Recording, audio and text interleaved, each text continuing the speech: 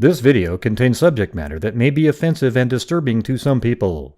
If you are the type to require a warning throughout a video or show, let this message serve as your warning. This channel discusses the harsh reality of true crime. If this warning is not sufficient for you, consider a different genre and unsubscribe from my channel immediately.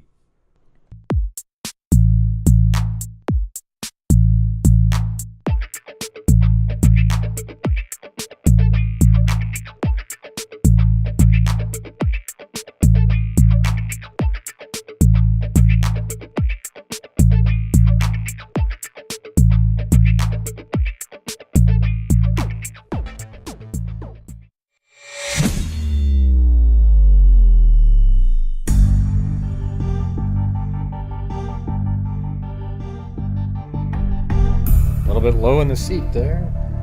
Perhaps it wasn't the top of my head. Yeah.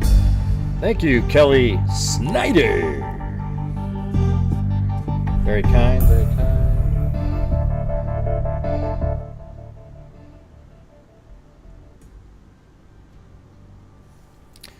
Yeah, it's unfortunate. I was going to say, Cairo told me about, I don't know, 2 weeks ago or something like that. He told me that ABC News, they did a podcast. They do it on the Brian Kohberger case, or the Idaho 4.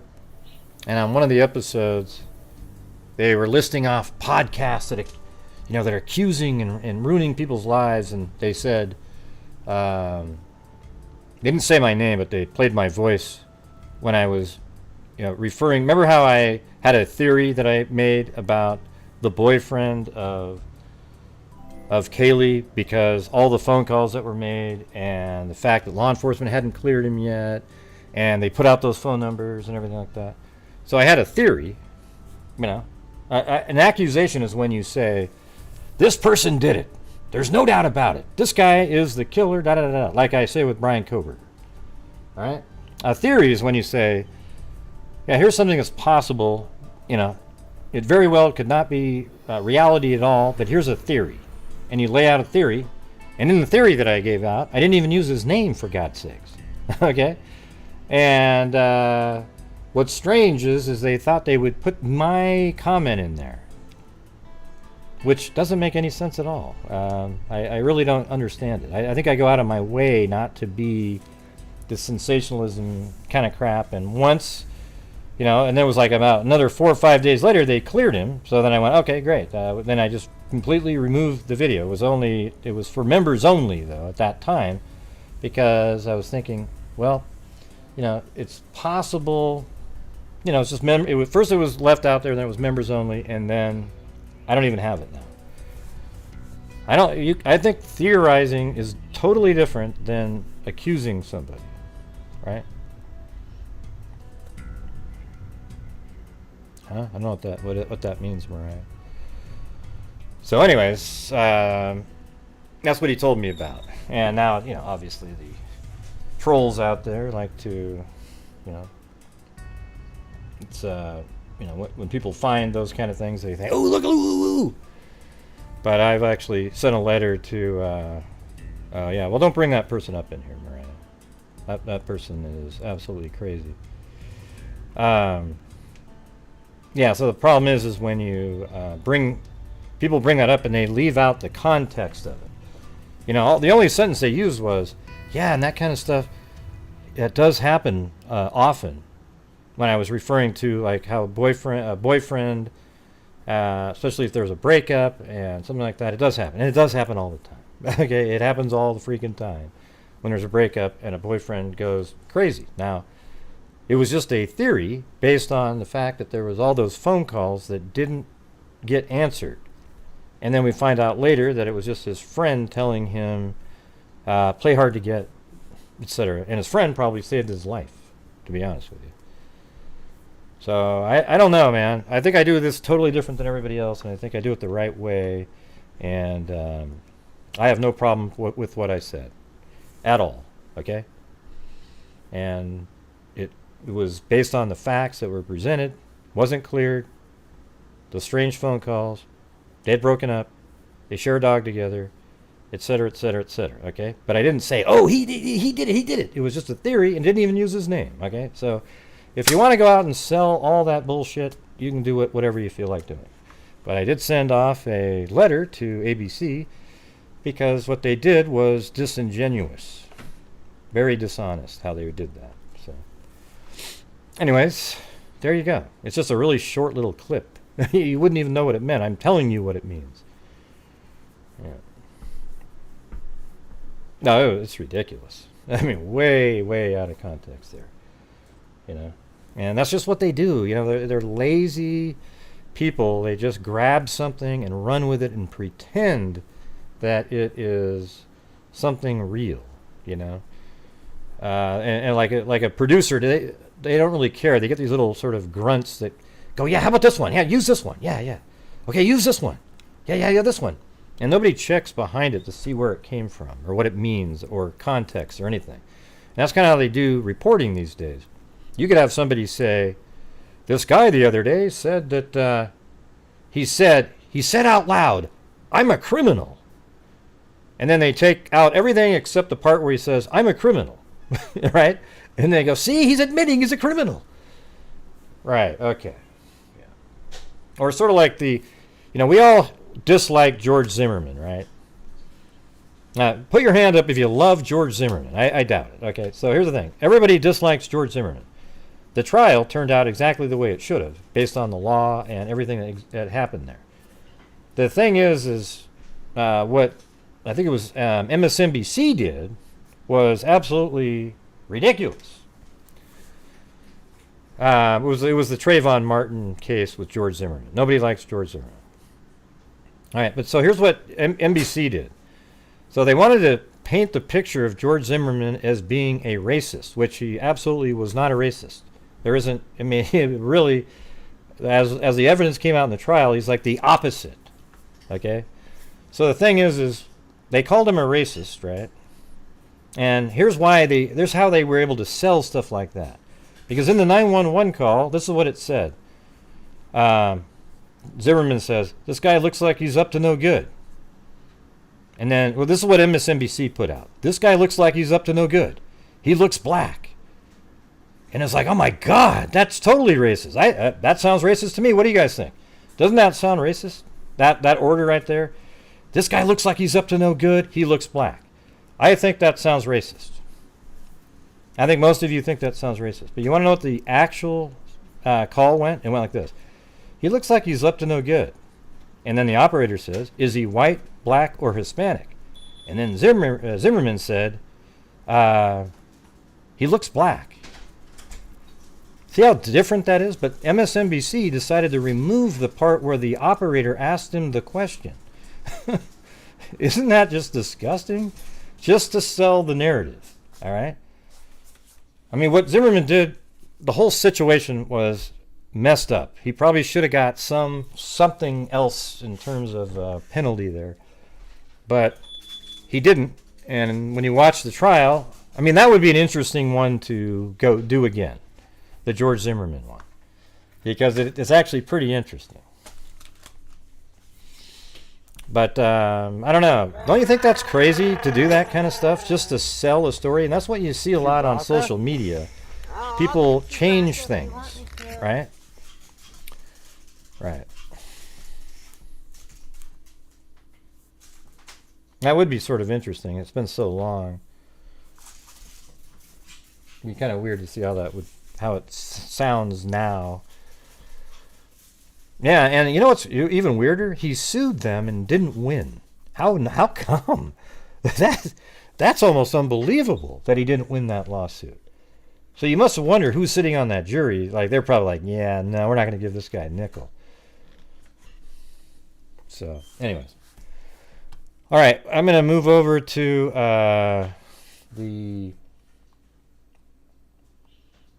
there's a missing person case here. So here's what the lineup for tonight is. We're going to do this missing person case. It's not incredibly long or anything like that. Then we're going to do the Rachel Morin updates. I was going to do one yesterday, but we got kind of busy there. And then, after the show I did the other day with the Koberger timeline, I did a reading of all of the things and kind of fixed the wording and everything. So it's 20 minutes long, but I want to start working on the video of it, if that's okay. I mean, I think it's sort of fun, right? Like we go find the clips and put stuff in there. What do you guys think? And you can listen as I'm doing it. Yeah. Yeah. See you later. What do you mean the BK chat? What does that even mean? Jesus. What's a BK chat? Hey, thank you, Tamara. Or Tamara. Is it Tamara? I bet it's the second one.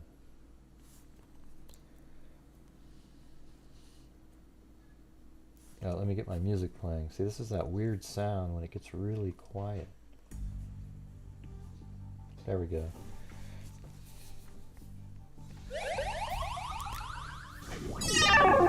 And a friend of mine has COVID right now, so if you guys want to put out the positive vibes out there, you don't know who it is, but just general positive vibes out basic there. Generous underscore basic boom. Cool face. If you could do that, that'd be cool. Thank you. How do you say your name? Is it Tamara, the last one, or Tamara? I'm sure it's Tamara. That sounds more the normal way.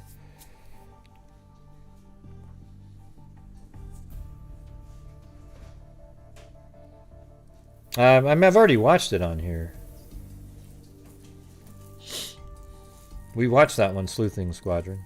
We already watched that video on the show live. I mean, not when it happened, but like on this live show.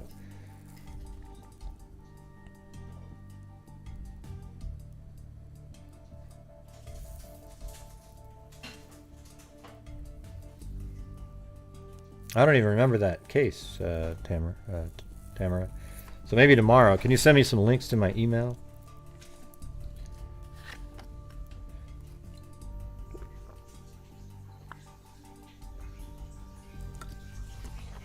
That's kind of crazy, though.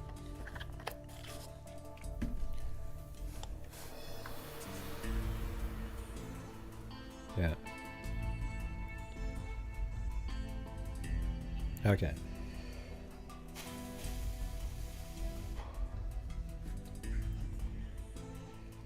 Alright, we're going to do Layla Santanello. Right here. Missing Kingsport. This is in Tennessee. Woman's family speaks out after more than a month missing. A Kingsport woman has been missing for more than a month, and there are still no answers. Good evening, I'm Kristen Kwan. 20-year-old Layla Santanello was last seen in Kingsport on June 27th. News 5's Kylie Hill spoke with the family about what they think led up to her disappearance and their message for Layla. Not sure who that guy is. Something else. Layla went missing from this hotel more than a month ago, and her family is still left wondering what happened that day. I love you even more. And that is the last thing she sent me. 20-year-old Layla Santanello was last seen at the AmeriCorps Hotel in Kingsport on Yeah, June it would be kind of hard. Let's see. Here's where I would say it would be. It would be in the very first day of the arrest of Richard, or not Richard. What's his name? Rex. I'm not sure why I keep saying Richard Herman. Anyways, it's Rex Herman. The first day that he was arrested, I think that's when we watched that video. So it would be in that one. Sometime during that show. 27th. And she was there. They have her on camera and stuff, but there's nothing, there's no other evidence of where she might have gone from there or anything that might have happened there, or it's just from that point there are no more tips. Layla has a 2-year-old daughter, Nova. Layla's mom, Jennifer, says Layla couldn't wait to be a mother. Being a mom is something Layla has wanted for a long time. She was very excited when she got pregnant with Nova. She really loves that little girl. Her family says Layla's disappearance has left them with so many questions. Yeah, they don't mention any of that stuff, Mariah. It's just I did have a really cool phone call with a media outlet today, though. So they messaged me and called me. I won't say which one it was, but they sent me an email. Then we talked for like, I don't know, 30, 45 minutes about Delphi and pretty much just Delphi, really. And, I might be working with them. That was pretty cool, and it was kind of an interesting conversation. They actually like the way I do my show, moving things around and the mapping, how I get everybody sort of intimate with the crime scene, and like you really feel like you're there, and you get a way better feel for it on my show. I don't use childish terms like map time and weird shit like that, because the mapping is really important. It's not like some gimmicky little, hey, sit in the corner time, everybody. Yay! That's what I feel like whenever I hear that.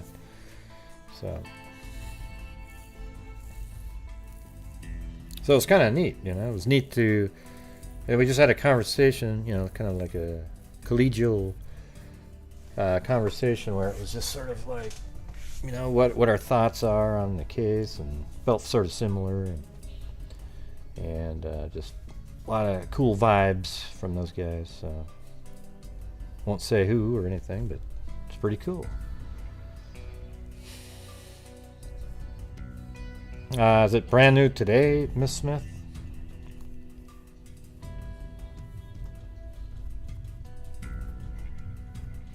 I mean, here's the thing: is Koberger's defense is going to want to get rid of the DNA. That's their biggest goal, to get rid of the touch DNA evidence, because then it's purely circumstantial. All right. Anyways, let me keep going on this, though. Okay. It's not out of character for her to sort of back off and go hide for a few days and take some space and time to herself. That's kind of normal. That's why in the beginning I was like, give her some time, leave her, let it. Oops. I already get it. Be for right now. Give her some time, but never this long. No matter what, we always, supported her and guided her in any which way, we were able to. So, I mean, she hasn't called me, so I know something's wrong. Family members holding on to hope and sharing a message for Layla, wishing for her to return home safely. I want her to know that I'm not giving up, and I'm coming to Tennessee to find my daughter. I just want to know that you're okay and that you're out there somewhere. And I can't imagine having to live the rest of my life without you. Mom looks so young too. She looks like she's 30 something.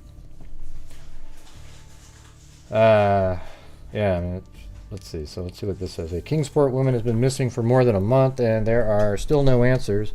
Layla Santanello, 20, was last seen in Kingsport on June 27th. Layla was last seen at the AmeriCorps Hotel. So I actually have these places mapped out here. This is where she lived, right here.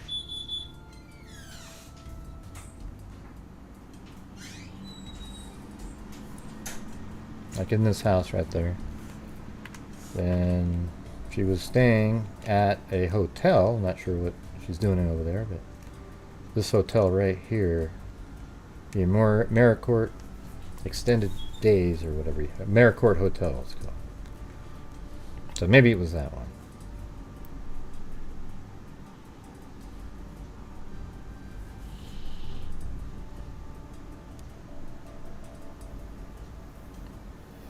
Yeah, it's the Tennessee. It's not really related to Summer Wells, but yeah.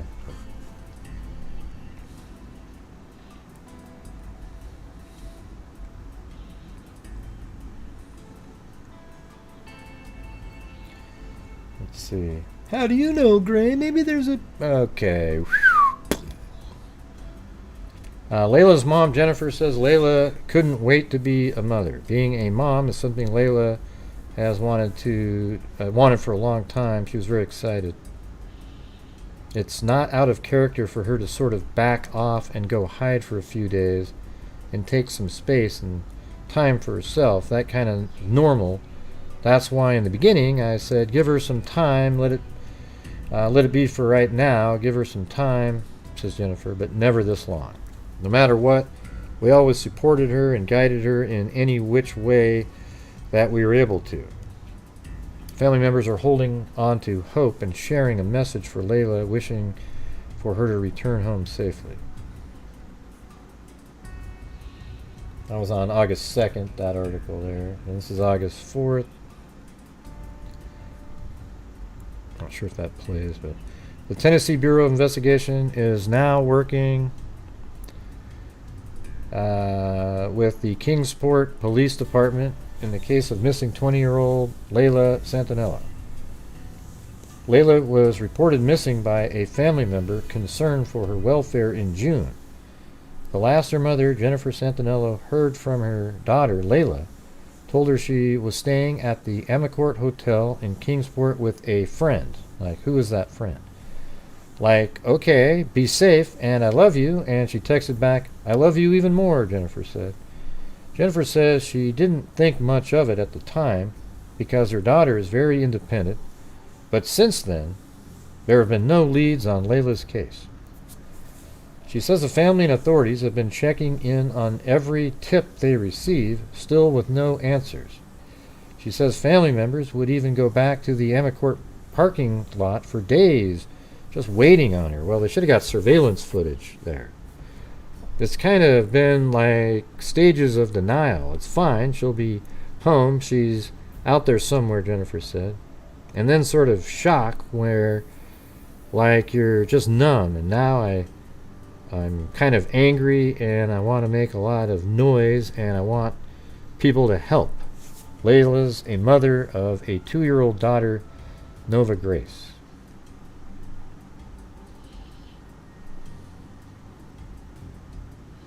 So there's her. I don't think she would just leave Nova. I wonder who the friend was. I mean, you might want to look in, like, who's the father of the child, right? I mean, I don't think she would just leave town on her own accord without Nova's grace.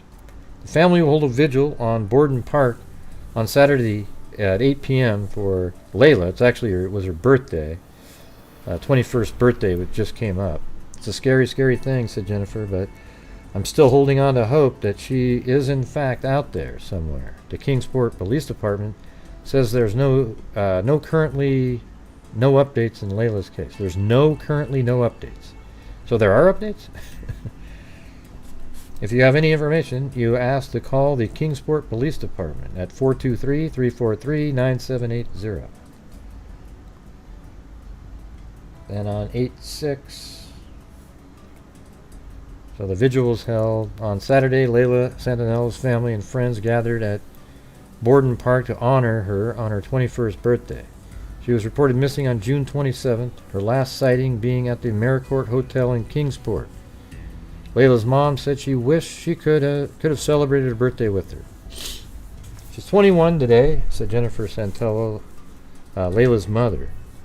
You know, she's supposed to be excited about having her first beer at a bar, not, nowhere to be found. On Thursday, the Tennessee Bureau of Investigation issued an endangered young adult alert for Santanello, who's been missing for over a month.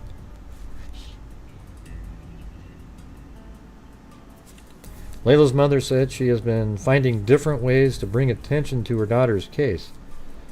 I really was feeling like there wasn't enough to be. It was really like there wasn't getting to be enough attention, said Santanello. I want to get her face out there. I want people to look for her, people to understand her stories and know it. Santanello said she's grateful for the support she has received from the community. I'm so grateful for my community and my support system and everyone who has shared and cared and asked questions. Well, I think she needs to take some time and start putting out the story that she's referring to. Santanello said her family will continue to push for answers about Layla's whereabouts. I just want to keep pushing the story and keep pushing her face, said Santanello. And we are going to be wearing t-shirts. And if you have any information, call 423-343-9780. So I guess it's possible. Let me see what she's saying here. 7th and is at the center of a TBI endangered young adult alert. Her family and friends gathered at Borden Park to honor her and pray for her safe return. News Channel 11's Maddie Cottaspati was at the vigil. On June 27th, Layla Santanello was reported missing. Thanks, her last Just sighting Tuning. being at the AmeriCorps Hotel in Kingsport. And tonight, at Borden Park, her friends and family gathered to honor her on her 21st birthday. She's 21 today. You know, she's supposed to be excited. Thank you, Just Junie. Thank you. About having her first beer at a bar, not, you know, Yeah, come on. nowhere to be found. On Thursday, the Tennessee Bureau of Investigation issued an endangered young adult alert for Santanello, who has been missing for over a month. Jennifer Santanello, Layla's mother, says she has been finding ways to bring attention to her daughter's case. I really was feeling like there wasn't getting to be enough attention. I want to get her face out there. Maybe I should try to get a hold of her too. I did hear back from, I got an email today from Walker, sort of like the Walker, I think that even that website, they saw that we did the show, and let's see, yeah, Hannah Rose Walker from yesterday, so they got back to me. So we'll see what we can get from that. But if they need to have funding to identify the DNA under the fingerprints in that case, or fingernails in that case, definitely do that.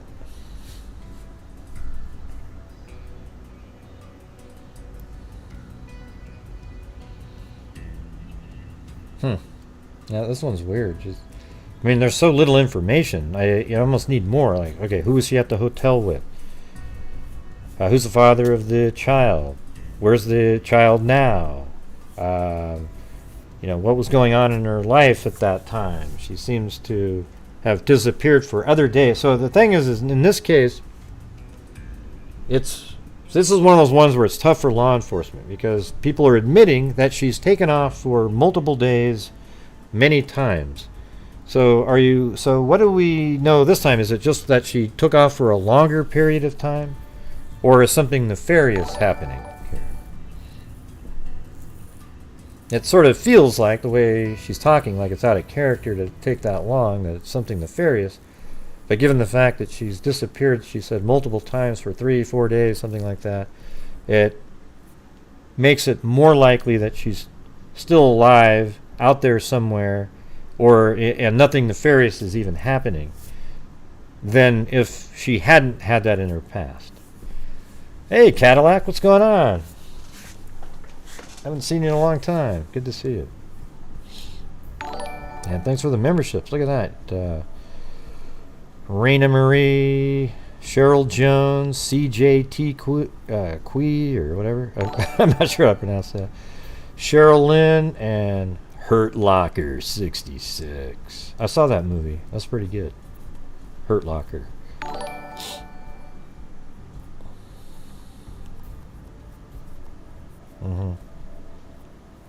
That's what makes it hard, but I thought they left for some periods of time in the past. Yeah, I just said that, this account. Yeah, I just said exactly the same thing you just said out loud. Thank you for your gifting. Yep.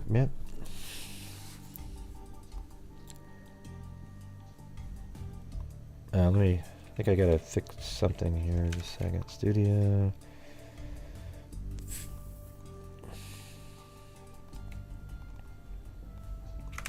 So I did download that Idaho 4 document, just so you know.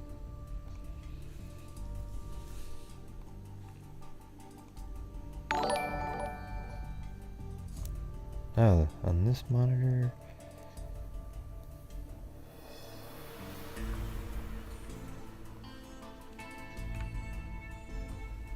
There we go.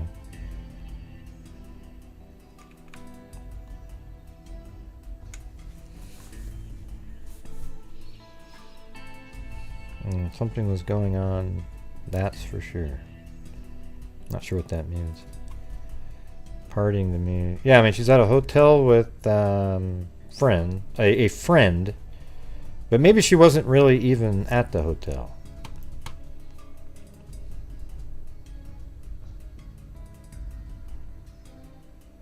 Mm-hmm. Right. You know, when you're, yeah, so I was thinking the same thing. Like, she's 20 years old. She has a kid. That means she didn't like the responsibility of having a kid, and probably felt like she never got to be 20 and 21 and go to college and have fun. And then so there's times where she just wanted to take off for 3 or 4 days to get away from it all. Okay, but that's the thing. When you decide to have a child and you're young like that, you just have to suck it up, man. You don't get to, that's your lot in life. You don't get to go, well, I want to have fun a couple, you know. So here's one of the things too. Here's what I can't stand as also, you guys, is when you have like a young mother who has a child and she keeps pawning, you know, like sort of dumping the kid off at the grandma's house so she can go out and party and drink and get wasted all the time. Okay? You just don't get to do that. Once you have a kid, you're in a different, that's your choice. And you have to stay. I don't care if the mom goes, yeah, that's fine. Yeah, go ahead. They're just doing it because they want to be nice. The reality is you don't get to keep doing that anymore. All right? You chose, right? It's your choice, right? We always talk about, it's your choice. So you chose to have the baby, and therefore you're choosing to be a responsible person and take care of that child until they're at least 18 years old, okay? And that doesn't mean you get to go out and get wasted and, hey, mommy's going to take care of my kid. And all right, let's be better parents out there, everybody. Thank you. Yeah, exactly. Casey, Anthony, same shit. Just garbage, you know. You know, I'm not saying like every once in a while somebody does need a break, but when it turns out to be like every single weekend and sometimes during the week, that's where you just, come on. Yeah, I already brought it up. It's not really, I made a community post, Blaze Fairchild. Did you see that?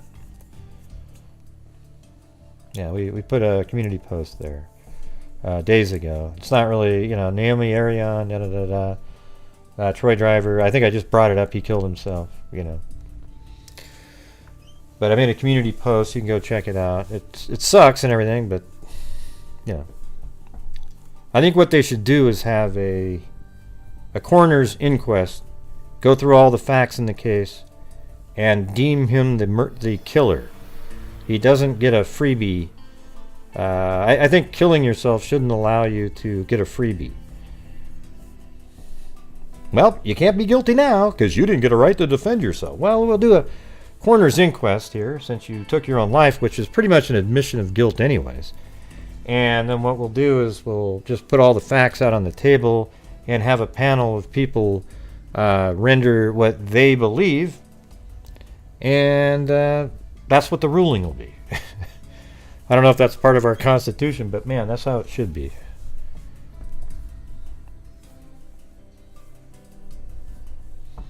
When my son came along, I stopped trying to become an alcoholic. Thank God, I was always scared something would happen and I couldn't take care of it. Yeah. Well, good for you, Cindy. So anyways, you guys, we're doing these shows, and like I say, every single night on here, you guys help support the channel, and that allows me to make an income, and then I also take a large portion at the end of the month and donate it to charity.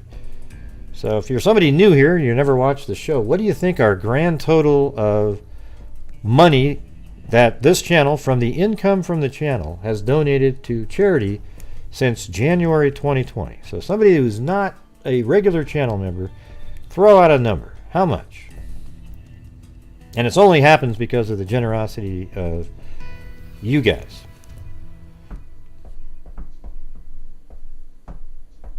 And I don't see any guesses.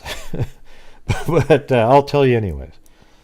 So this channel has made a huge difference. We've donated $163,000 and I think $800 since January 2020. Right? So here's the numbers right here on the screen. 600. So it's $163,600 and $22,000 in 2020.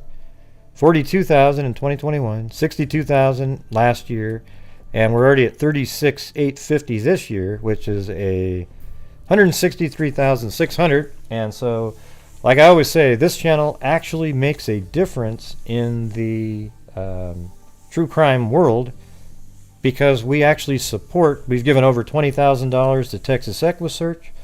We've given it around 20, or at least 20,000 to RAIN, and probably at least 20,000 to NCMEC. All three of those have gotten over $20,000 from the income from this channel, and then 65 or so thousand into a DNA fund, and then a whole host of other charities like the Innocence Project, Black and Missing, and one indigenous one that I've donated to. And yeah, so there you go. So if you're helping out this channel, it helps me, and then at the end of the month I donate a lot of money to charity. So I'd appreciate it if you guys, if you can afford it, that would be great. Thank you.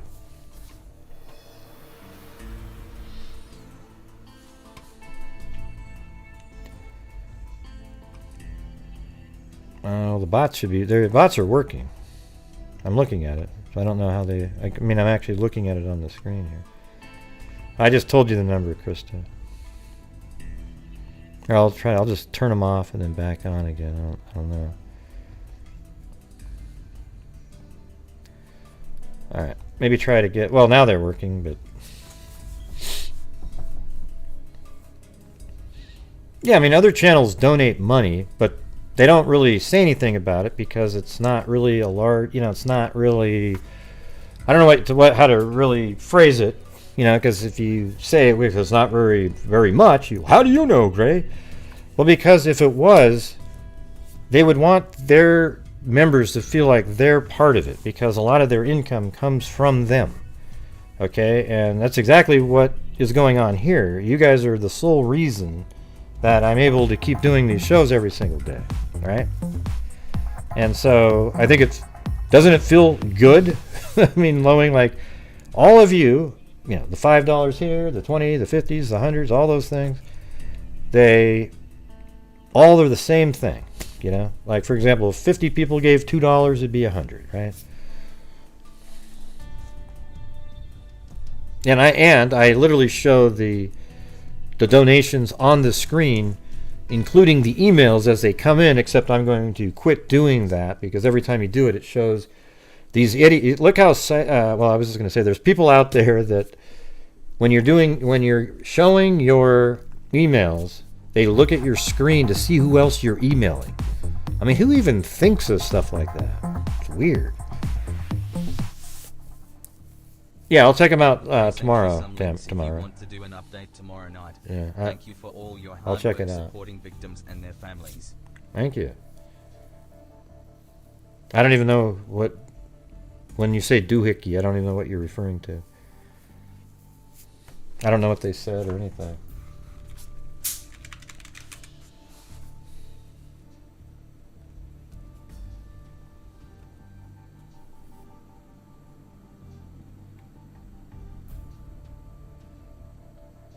Now, what about that? When you sent me that, what do you want me to do with that, Zoza? Is there something to read on there, or what?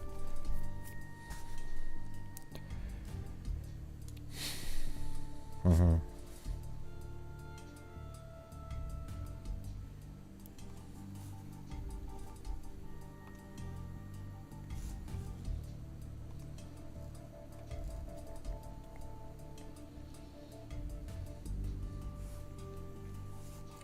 I said the mom's message on there. Read the description. Okay.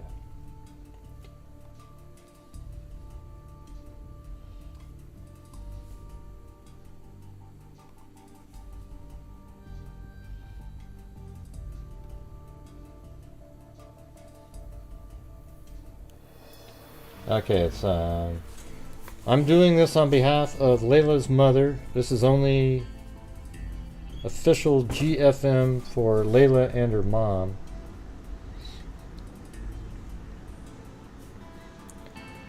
Let's see. Hey, thanks, Circa then. Her mom, Jennifer. On June 25th, my step-granddaughter, Layla Marie Santanello disappeared, just vanished in the snap of the finger.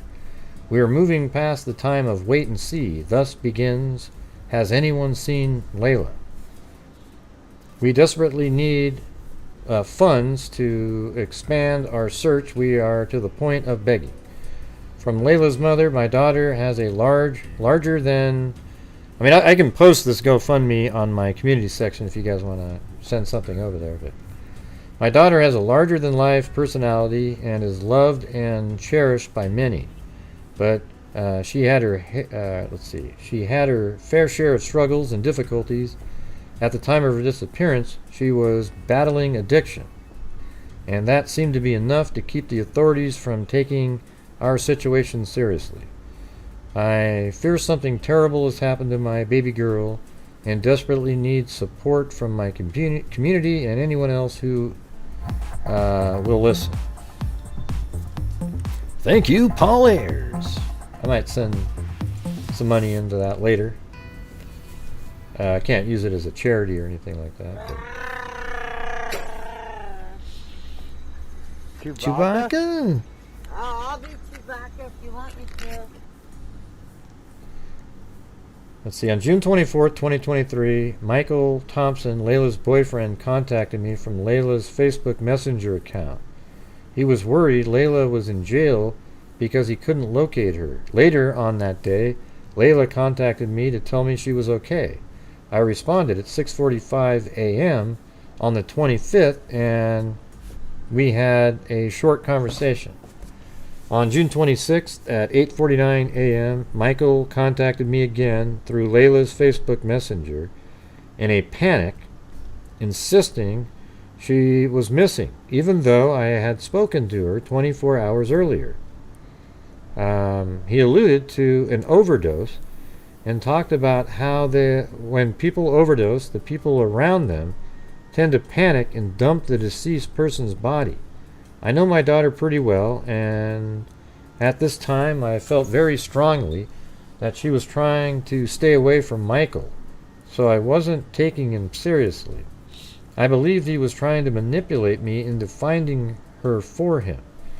Michael was also busy contacting Layla's father in New Jersey, and in the early morning hours of June 27th, George Emmett filed a missing person report with KPD. Detectives interviewed Michael immediately. His mother was high out of her mind during the interaction and was claiming that Layla was in the walls. Let's see. So let me read that part again. Michael also busy contacting Layla's father in New Jersey, and in the early morning hours on June 27th, George Emmett filed a missing person report with KPD. Detectives interviewed Michael immediately. This guy sort of sounds like the Watterson, like Allison Watterson situation, doesn't it? This is crazy. His mother was high out of her mind during this interaction and was claiming that Layla was in the walls. June 27th, a press release was done by the authorities. The information given to the press was wrong. The news outlet reported that Layla has brown hair, brown eyes, stands 4 feet 10 inches tall, and weighs 150. She's got bleach blonde hair, big brown eyes, stands 4 feet 10, and weighs 115 pounds at the time of her disappearance. They also chose to use a snapshot from body camera footage of a recent police interaction with my daughter, where she appeared to be completely out of her mind high. I don't know how that would elicit sympathy from the public. It's like they don't want her to be found or something. Well, they might have been just trying to use a more recent image so people knew more what she looks like instead of a posed glamour shot, you know. June 28th, Layla is scheduled to appear in juvenile court for a custody hearing. So that's where my mind was going with that child. She was supposed to show up in court for a custody hearing over her daughter. I think that might be more the angle here, to be honest with you. And that's why I was thinking, so here we go, everybody. Here's that same thing. We always talk about it. Who knows, though? We don't know. Layla is a mother of a 2-year-old Nova Grace. She loves her baby so much. She failed to appear. This was the first sign something was amiss. At 6:41 p.m. on June 28th, I contacted the detective assigned to her case. It has been more than 24 hours since the missing person report was filed, and he hadn't reached out to me for any information by that time. I was informed my daughter was on camera on Monday the 26th so that was the 26th that she was at the AmeriCorps Hotel. They had narrowed down what room she was believed to be staying in. By then a witness came forward with a sighting, and detectives were trying to contact the occupants of that room. So far they had not been successful. I was made to believe that my daughter was simply a junkie on a bender and would turn up sooner or later. I started receiving regular updates from the detectives.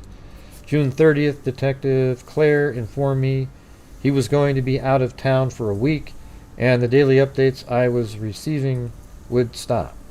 But the investigation would not. He also mentioned that everywhere he was led to while investigating my daughter's disappearance, Michael Thompson had been there first. But Michael was avoiding contact with authorities. So the boyfriend went to all the different places. I'm wondering though. So maybe there must be two different guys than the father and then the boyfriend. Right. So over the next week, Michael Thompson puts up several social media posts about looking for Layla, but we aren't given any leads or information by authorities. Family and friends followed up any and all social media tips, comments, and possible sightings. July 8th, the witness that came forward about her being at the AmeriCorps started a rumor that my daughter was found dead in Washington County on the side of the road, upside down in a trash can. I spent the entire day in my bed, hysterical, waiting for authorities to knock on my door to inform me of my firstborn child's death. This was found to be untrue. July 10th, while I'm out putting up flyers and contacting leads generated through social media, Layla's stepmother and grandmother received a Cash App request from Layla's account for TWLMG. They will let me go. Oh God, now we're sounding like Debbie Collier. They will let me go. What did the other one say? They won't let me go. Is this a joke? Really? Here, look, it's right there. Ah, shit. Right here it says, they will let me go. Really? Cash App request from Layla's account for TWL. They won't let me go. Yeah, Venmo, Cash App, whatever. It's all the same, right? Not really, Gray. Now here's the difference. I don't give a shit. Finally, after repeated efforts by the family, the authorities began to take the case more seriously. The Tennessee Bureau of Investigation has become involved and issued an endangered person alert. What was that? I don't see it on here. How come I don't see that?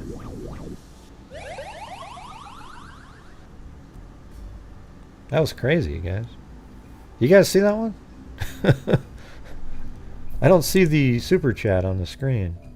I'm confused. Do you guys?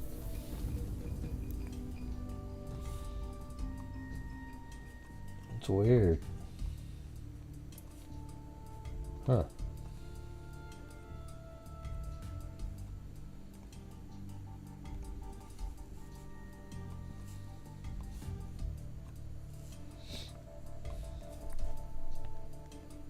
Must have been through the stream. Maybe it was the Streamlabs one. That's pretty cool. Yeah, it's weird. So that affects the screen there, but it doesn't show up as a PayPal, a super chat. Interesting. Cool.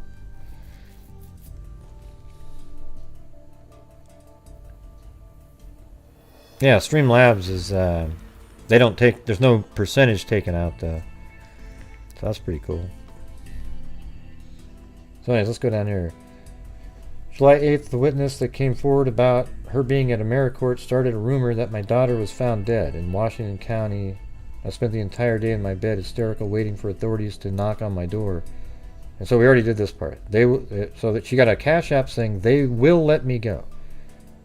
Finally, after repeated efforts by the family, the authorities began to take the case more seriously. The Tennessee Bureau of Investigation has become involved and issued an endangered person alert, and the media has been involved.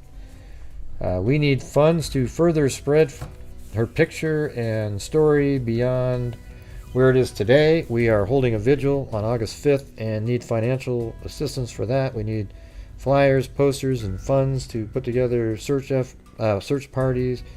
We also need to hire a private investigator to retrace her steps and lead us to answers. Any help is appreciated.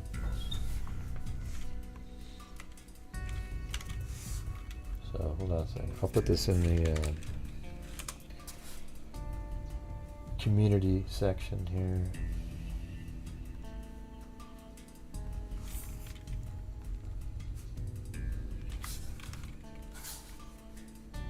Alright, so if you want to help that out, it's right there in the... I didn't put any messages, it's just in the community section.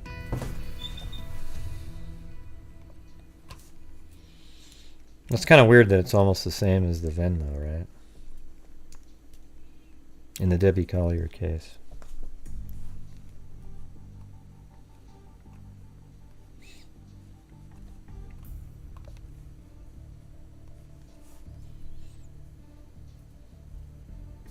Yeah, who knows?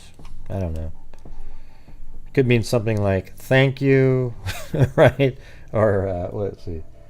They will let me go. So, I don't know.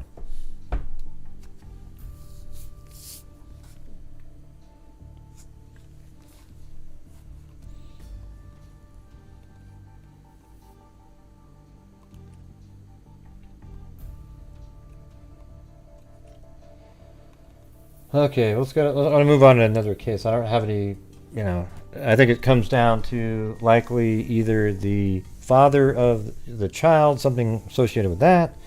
She was just supposed to have a custody hearing and then all of a sudden goes missing. That's pretty suspicious. Or something about the boyfriend, which seems like a little bit more kind of like the Allison Watterson boyfriend situation. So there's a lot of weirdness there. I guess we'll find out. I don't know if she ever had to. But, man, are you guys going to force me to put myself in prison again tonight? We've got 600... How many people are watching right now? We've got 537 people watching. It should be really easy to make the goal with that many people. Well, I wasn't so mean this account, so... You gotta say something. Should be really easy to get. I don't know, there's a lot of stuff that should be easy to do on here. We've got 210 likes. It's like people just show up and I don't know what you call it, man. Just sort of like I like to say that do the dine and dash. They just show up, enjoy everything, and then just get the hell out of Dodge. It's like, how about hit the like button for God's sakes? Hey, thanks, Lane Dune. Appreciate it.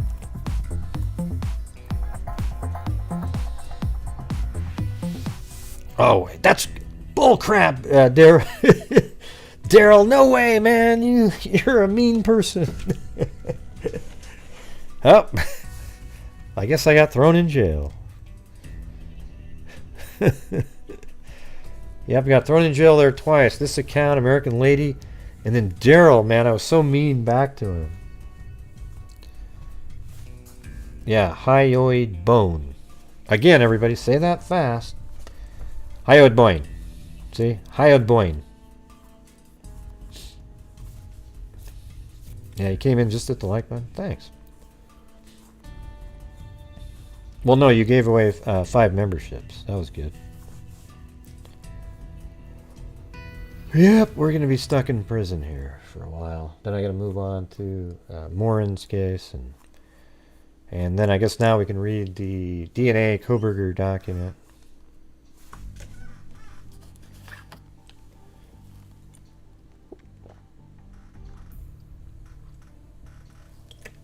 Yeah, I can't say it one time.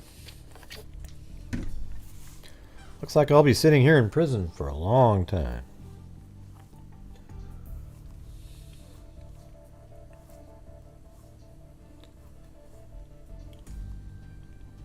Yeah, I think for sure they're going to delay the trial. There's no way Kohberger is happening in October. Well, WNC Granny got me some snack funds. That's something. I was put in jail just to help get the ball rolling on making our goal tonight. So, hey, Tina Souser threw in some for the bail. I need to have little things that you buy up there, and then you click on them. Maybe I should throw you guys in prison. Who's been naughty in there? Maybe it's I actually think it's, who said that? Yeah, Daryl was mean. He said, "Gray, you're funny looking." So there you go. We're gonna go ahead and, where is he?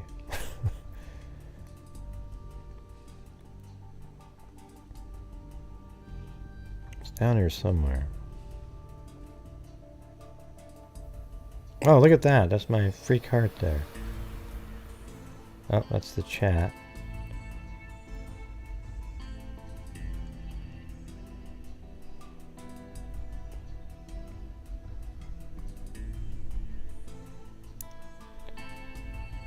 I don't know where the guy. Maybe it's that one. No. It's somewhere around here. I was going to put Daryl in there. Oh, wow, look at that. Eugenie Shower Shoes. You want me to get Athlete's Foot? And Cadillac. Hey, thank you so much. Bail for being nice. Let me get out of this thing, though. Maybe I want to hear these. I didn't even see him. I was trying to put Daryl in. Yeah, there's Daryl right there, but I got to get it where he's in prison.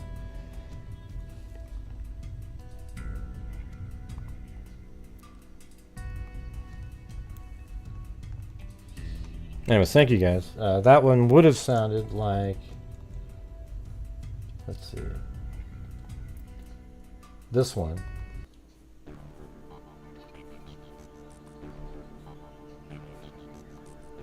That's what it would have sounded like. Right here. The cat eye donation.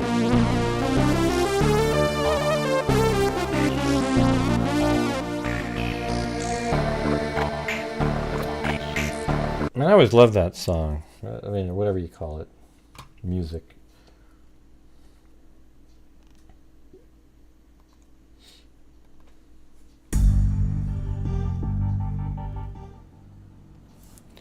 Thank you, Dreaming of Blue Skies and Sandy Beaches. And thanks again, Cadillac and American Lady and Eugenie and Tina Souser and WNC Granny and Elaine and Lane Dune recently.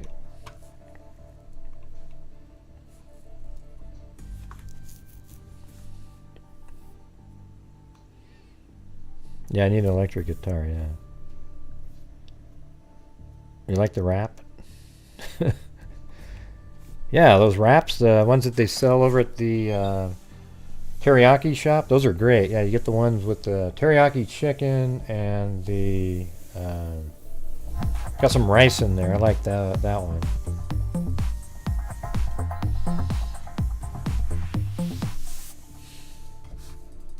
Coffee, coffee, coffee, coffee.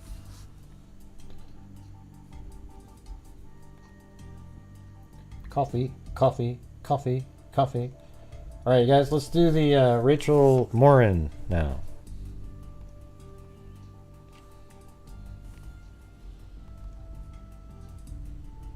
So I think these are some of the updates here.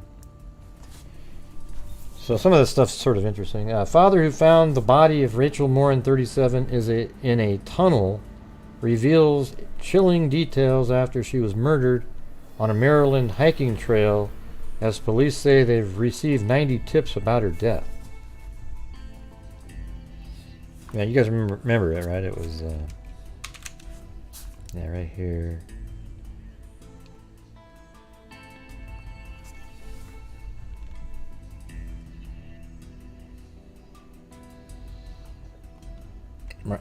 So she was dropped off. She wasn't dropped off. She parked her car right there and then walked down this trail. And now they're saying she was found in a tunnel. Now there's a tunnel that goes right here underneath the highway, which is weird because it's sort of similar to the Carly Russell situation where, like, right down there's this tunnel that goes right underneath the highway. And on that side, you can actually see the trail there. And that's how it comes out right there. So there's two different parts. See how it comes out right there? But I think if you can almost see it if you pan around like that. There's a tunnel that goes right underneath the highway there. And now it's not a culvert. It's it's not a water culvert. It's literally a tunnel to walk through. You can ride a bike or something. I mean, see how there's an actual road that goes underneath there? I think culvert is for water. Not true, Gray. I was looking it up. Now the thing is a culvert. Okay.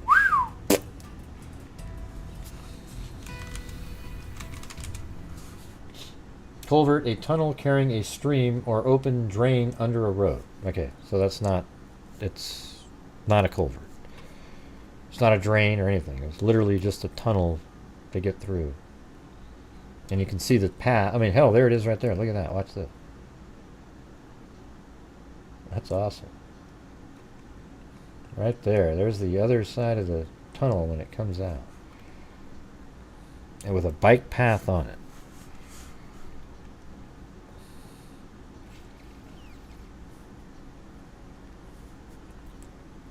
Okay.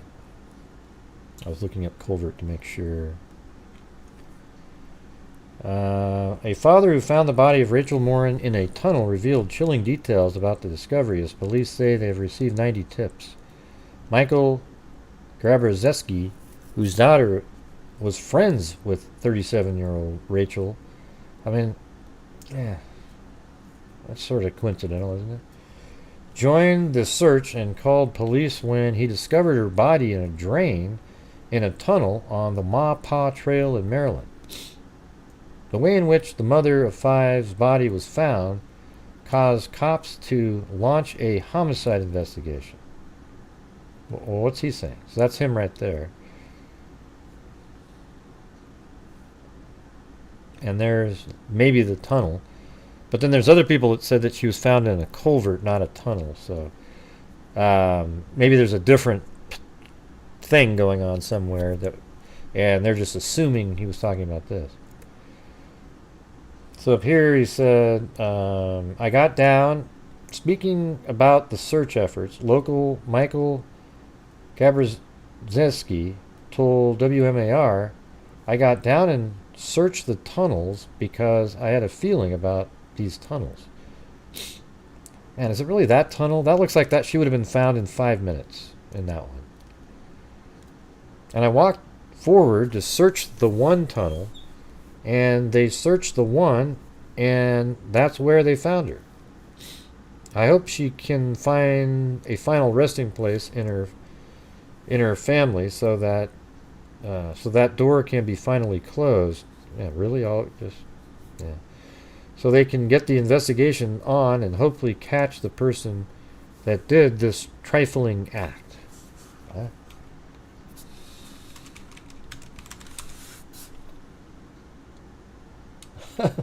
Trifling means unimportant or trivial. Yeah, that's what I was thinking, something like that, but I wasn't absolutely sure. Why would he say that? And hopefully catch the person that did this unimportant act. Maybe he just didn't know what it meant. Meanwhile, police have reached out to obtain any footage from people who were on the trail over the weekend. Hartford County Sheriff's Office wrote in a statement yesterday, detectives are asking for your help. If you were on the Ma Pa Trail on Saturday, or near the trail or trailheads and took photos or video, we are asking if you would please share them with investigators. There could be something helpful in one of your photos that might bring us one of, let's see, One more, let's see, bring us 1-1, it says.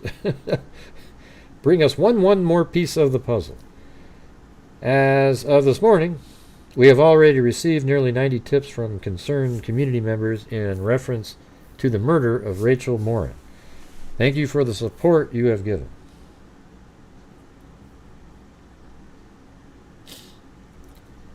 Officials at Hartford County Sheriff's Office in Bel Air, some 45 miles north of Baltimore, say they are still without any leads on possible suspects. Earlier this afternoon, we received confirmation from the state medical examiner that the body recovered was that of Rachel Morin. Her family says she did not go willingly and that her death was not accidental. It comes after her new boyfriend took to social media on Sunday to insist he has nothing to do with her killing despite his criminal past. I don't think he had anything to do with it. The pair had only made their relationship official on social media 4 days earlier. I think that, however, might be the reasoning behind what happened to her. That somebody saw that post, much like Kendra Hatcher, and then they went crazy. His lengthy rap sheet includes 2 arrests for criminal second-degree assault, violating restraining orders, this is the boyfriend, drug possession, and malicious destruction of property. Yeah, I just think, I don't think he has anything to do with it. Tobin also has a number of traffic offenses, a fugitive from justice offense, resisting arrest and disorderly intoxication, and conduct marks on his record documents show. So that's him right there. He says in the last year and a half he's been clean and changed his life around. I love Rachel. I would never do anything to her family, and I grieve. Yes, I have a past, but I also have 15 months clean and have changed as a person. His most recent misdemeanor on record, second-degree assault, occurred on March 14, 2020.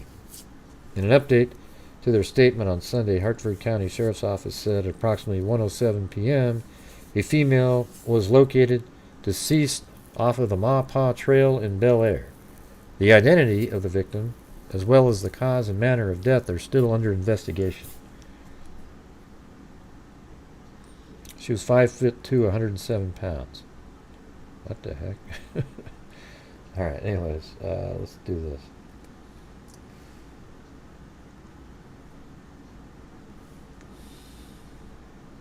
Rachel Morin's death declared a homicide after body found off hiking trail. This one's August 8th, so that's way after the other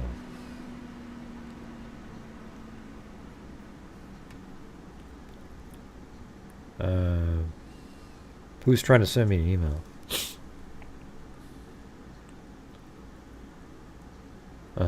Yeah, I mean, I have more links. So do you mind if I just get through the links that I have?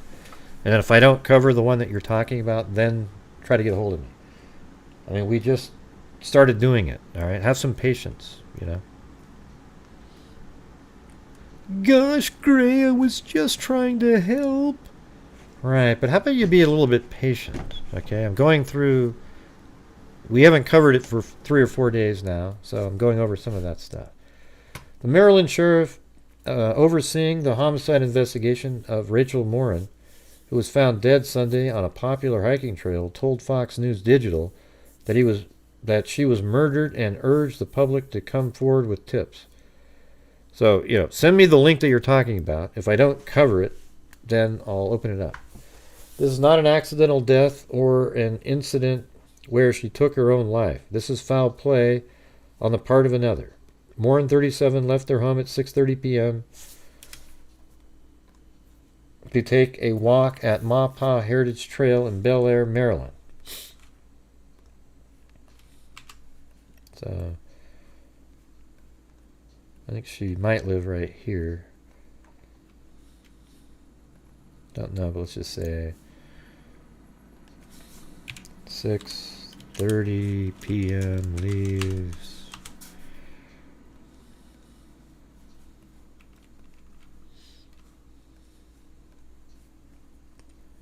to take a walk on the Maupaw Heritage Trail in Bel Air, Maryland, about 30 miles north of Baltimore.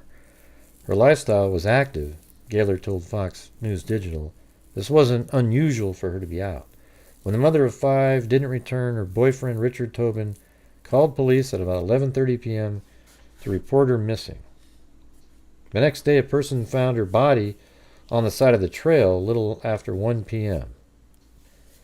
Yeah, so it wasn't in the tunnel. See, the next day, a person found her body on the side of the trail. See, that's, I don't know. So why is there a discrepancy on this? The one guy goes, oh, yeah, found her in the tunnel, which she would have been found way before 1 p.m. the next day, because there's people going through that tunnel all day long, right? That just doesn't make any sense. Why is there a story out there that she was found in the tunnel when she's actually found off the side of the path, and that's why she wasn't found until 1 the next day? Right. Well, they're saying tunnel. This isn't called a culvert here. It's a tunnel that goes underneath the road.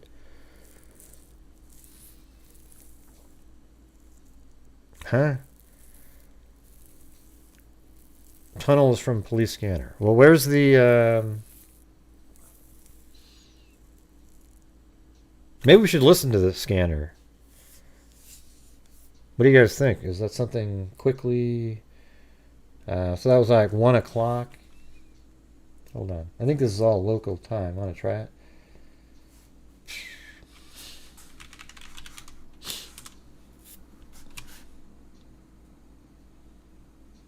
What do you mean?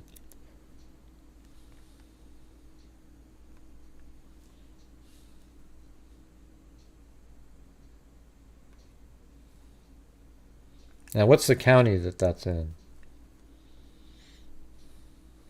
Anybody?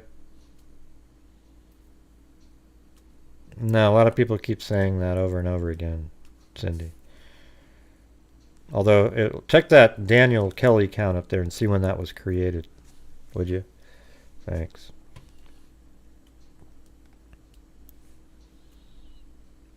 Hartford.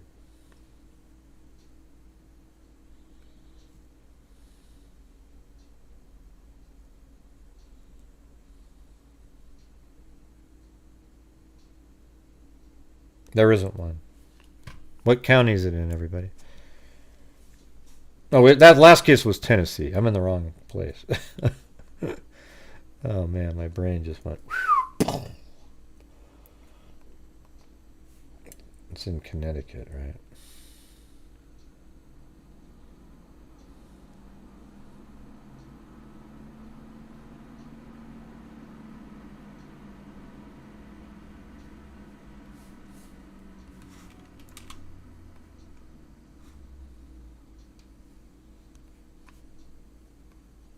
Well, it's in Maryland, right? Okay.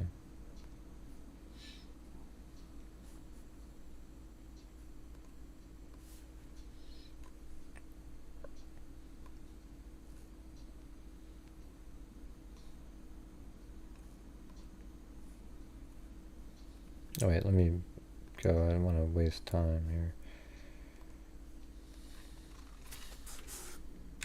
I'm not reading the chat, so...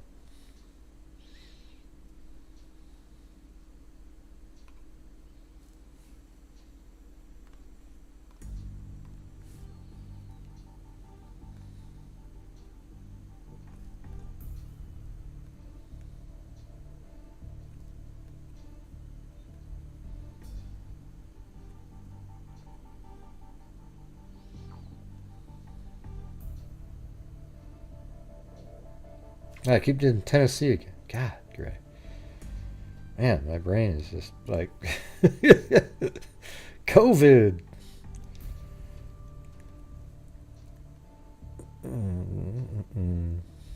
Alright.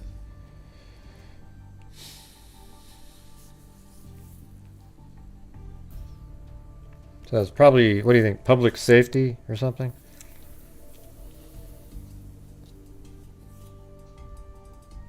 Why do you keep putting those heels and stuff in there and lipstick and everything, Mariah? Or is that part of your name? I think it's part of your name. I know it's Hartford County. Yeah, we already know that.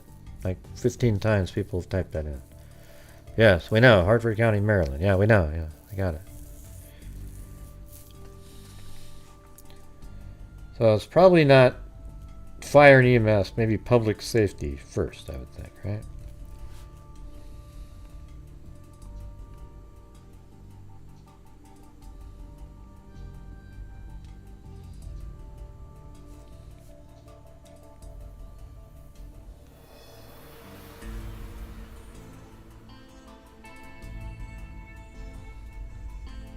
So what day? I thought that's just happened, like on this last Saturday, right? Yeah. So Saturday the 5th. Hey, Bama Forever, that is brain food. Wow, my brain's suddenly working better. It's feeling better too. Lewis.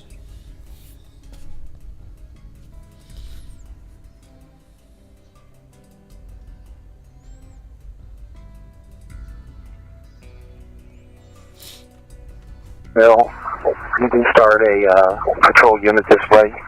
Single vehicle into the wood.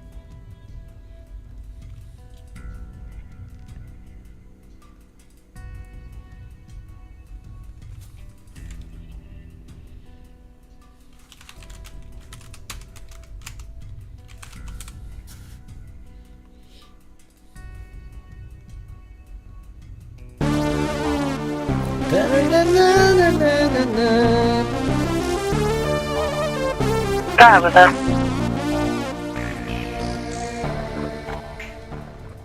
Brain food, plain full face.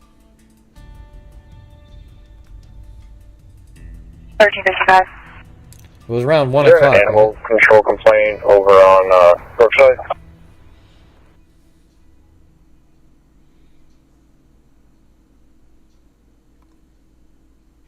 Jack. 2100 Cypress Drive. Operational Sheriff 2 for further. Yes, sir.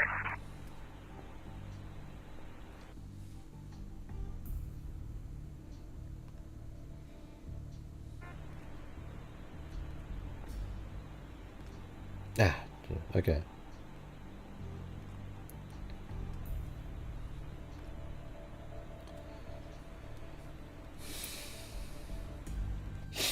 All right, so what do you guys...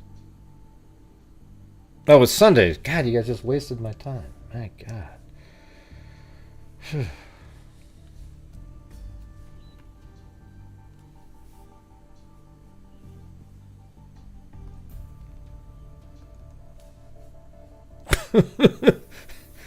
My God.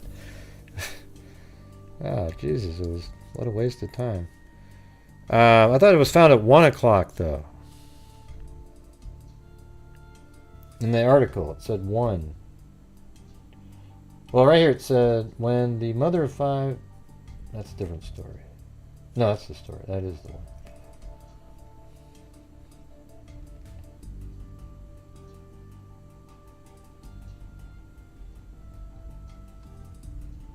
Oh, no, it was... She left her home at 6:30. But that was the night before. So it was Sunday at 1 o'clock. Right, that's what I thought. She left her home at 6-something on Saturday. But she was found 1 the next day. Okay. Whew. Come on, guys. 1340, go with that. Maryland 76 Charles 520.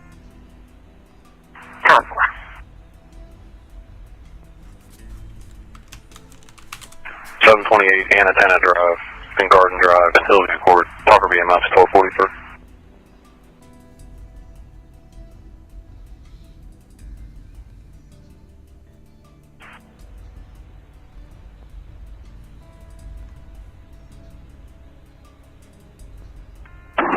One of the 3 dispatch, we were just out with her. She How far? 3648 dispatch.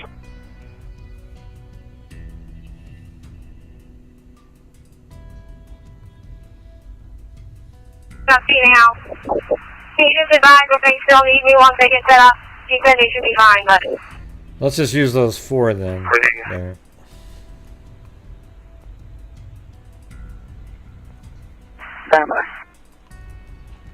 Give me negative valid on an 08 Honda with John Stefanski out of Aberdeen. No, it was a waste of time that I did the, was looking at Saturday when it didn't really have anything to do with anything. That's what I'm referring to. 10-4. That's where it was a waste of time.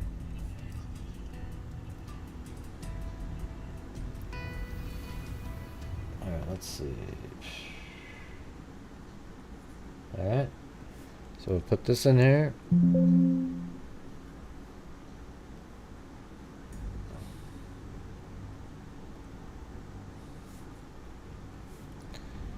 That right there. These are going to be all in order.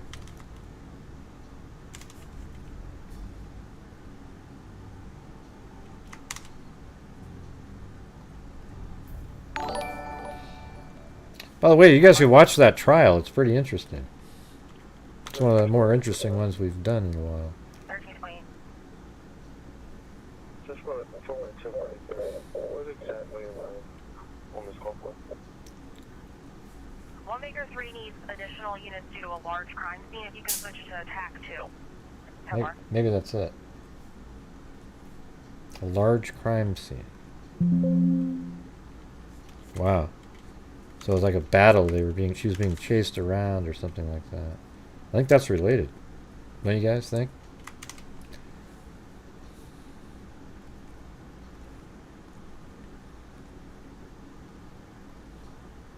Don't worry, this will be interesting here in a second, you guys.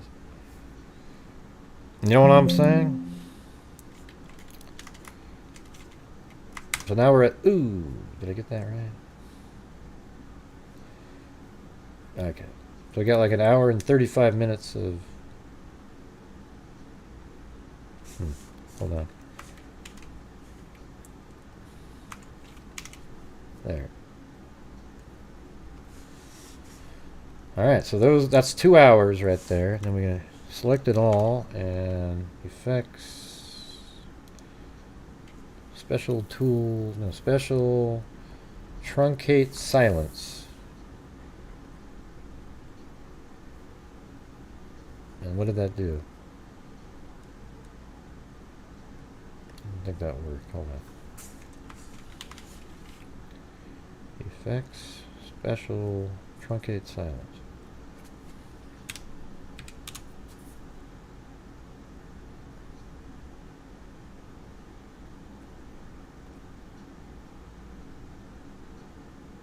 There we go.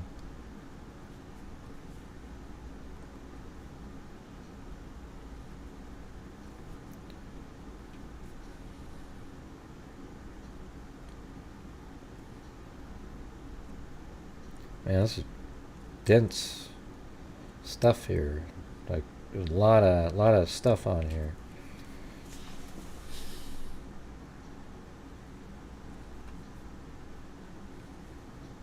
Antenna Drive, and Garden Drive, Sylvia Court, Talker BMS 1243.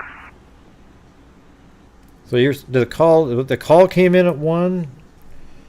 I bet it's on the second one. Let me go. This one starts at 1:15, I think.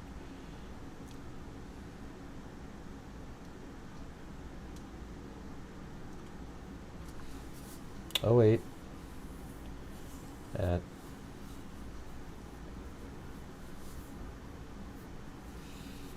I don't know, the time doesn't look right on there. Shit. 4103, can you advise any better on a location of where she pointed it out for you? Let me listen to this. We're searching the area now. I think this is. I think this is No. it right here. 4103, can you advise any better on a location of where she pointed it out for you? Oh, it's an overlap there. 157 dispatch, I'll be 10-8, I think goes. 10-4 received, 1314.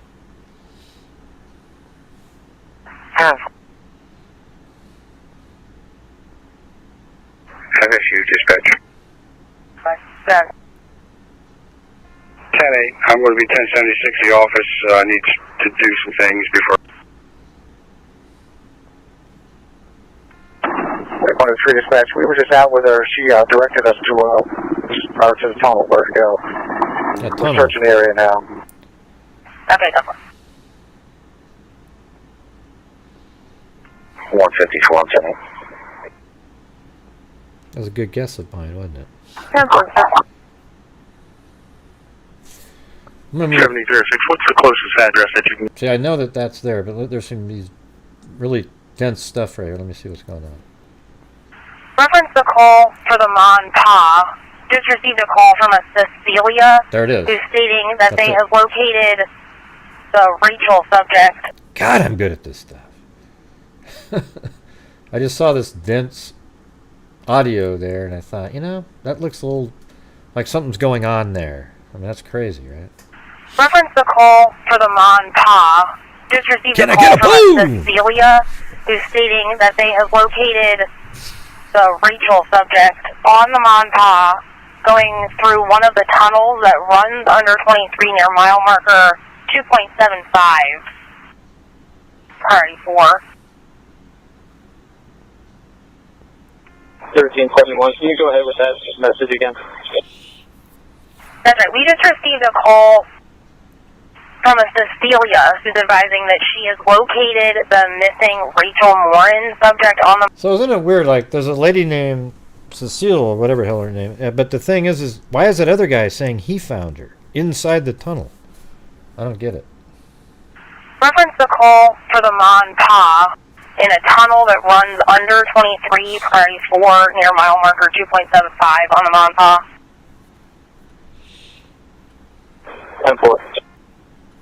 Caller is standing by at that location. I don't know. It just sounds kind of weird. 1350 dispatch. I'm en route to Mon Pa trail. 10-4. I'll make for 3 dispatch. I'm putting a mountain real quick. 1 Baker 3, I'm sorry, 10-9. Put a mountain road call. I'm sure nothing was going for. Reference the Mon Pa. Caller's advising that the victim appears to have sustained a head injury. They have been instructed not to touch anything. She's inside the tunnel. So a head injury. So maybe hit with an object found in the park. In a tunnel that runs under 23, priority anything. She's inside the tunnel as soon as you walk in. I wonder, where's that at? Okay, now they're saying she's inside the tunnel as soon as you walk in.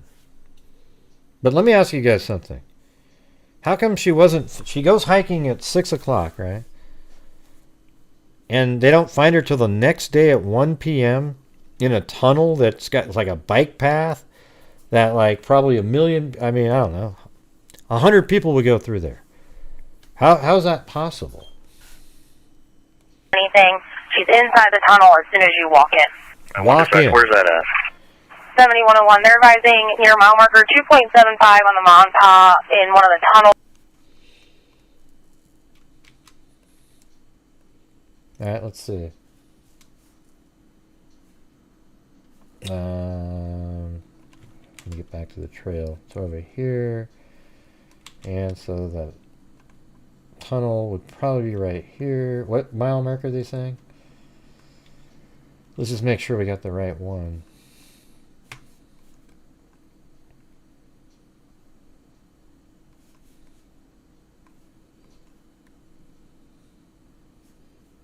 Really quiet, really quiet.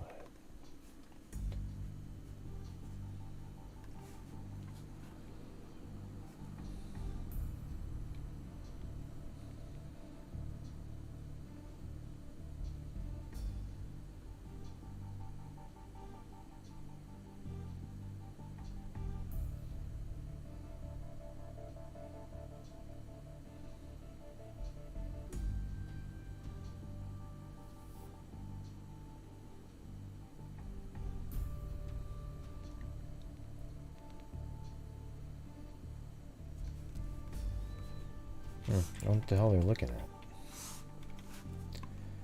This isn't one of the states that has them every quarter of a mile, so...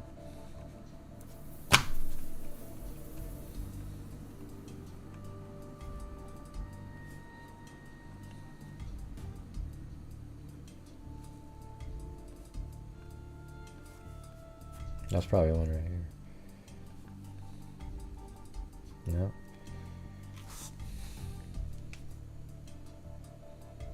No. I'm not sure where you guys over there where they put their mile markers, but it's probably this one right around in this spot right here.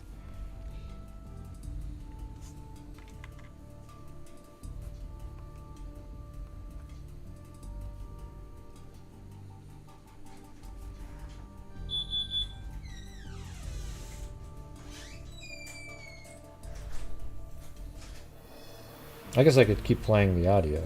You know.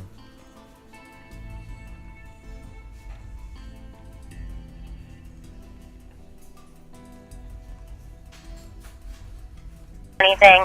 She's inside the tunnel as soon as you walk in. I want to dispatch. Where's that at?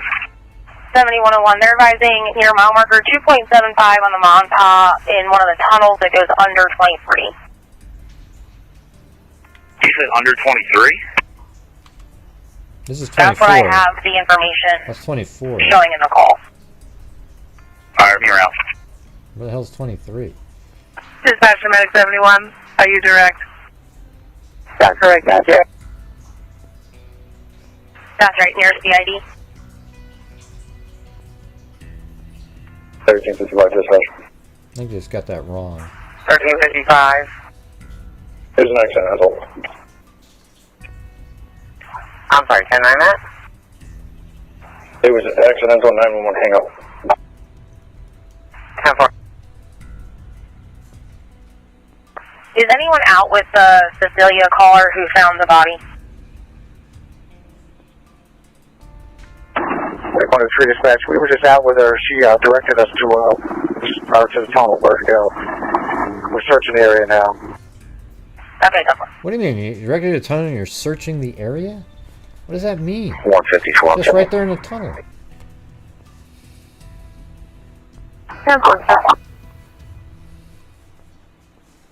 7306, what's the closest address that you can give us to there? We're still trying to determine in our mapping system the location that she gave us, showing near Moore's Mill. 4103, can you advise any better on a location of where she pointed it out for you? 157 dispatch, I'll be 10-8, I said goes. 10-4 received, 1314.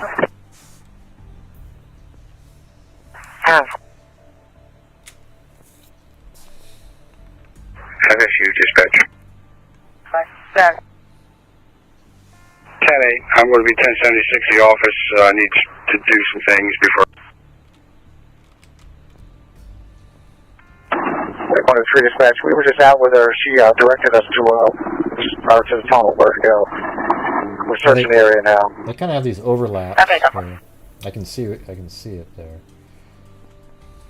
154, I'm sending.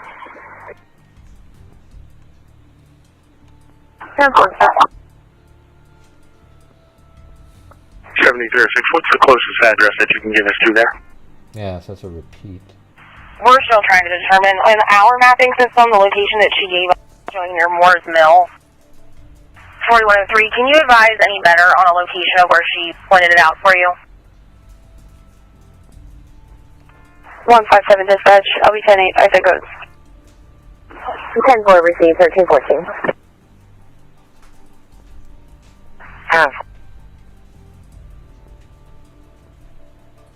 FSU dispatch. 7. 10-8, I'm going to be 1076 the office. I need to do some things before I go on the other call. Also, I'll be letting the car in. Okay. 7201 dispatch. I don't know where the mile markers are. It's ridiculous. 7201. Until we can narrow down a little bit better, I'm on Moore's Mill Road by Ma and Pa Road. So, yeah, I'll just hold what I've got here until we can narrow that down a little bit more. Okay, go ahead. 7101 dispatch. Oh, this is crazy. Said it was a tunnel under 23. 23. There isn't a 23. The caller, Cecilia, stated that it was in the tunnel that runs under 23. But there isn't a 23. All right, I'm 1023. What the hell does that even mean? AZ. So I have an available unit to help En route to the emergency clinic. This dog is in heat stroke. Is actively dying. Verifying the one on Bel Air Road. That's right. 1350 dispatch. There isn't one. Got. Do we have units cleared up in the 3040 post? I don't have anybody available in Thanks, Central Teresa. or Northern. 10-4, you can take me off this. I'll be 10-4. 7105 dispatch. Can you give me the caller's phone number? Here, your copy. Good. 443-643-6705. And again, her name was Cecilia. Copy, thank you. That's her phone. Correct. If you need a unit at the Maryland house, I can start that way as well. If 1421 you want to start towards the animal hospital. I just need someone at the Maryland house to help me get this dog to the emergency clinic as fast as possible. Well, very good. Thank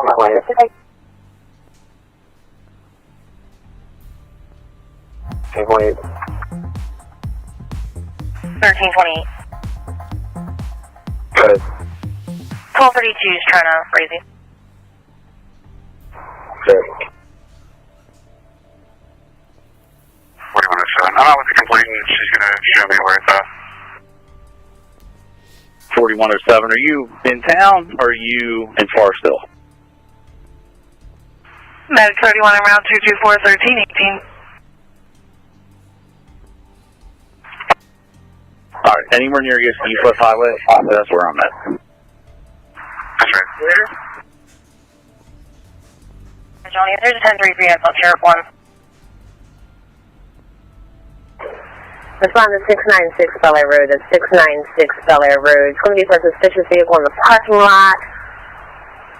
Caller feels there's a lot of movement around the vehicle. Looks like looking for a gray Dodge Dakota 9 Frank Edwards 6105. Suspect vehicle in the parking lot between Macy's and the Best Buys. Macy's parking lot side.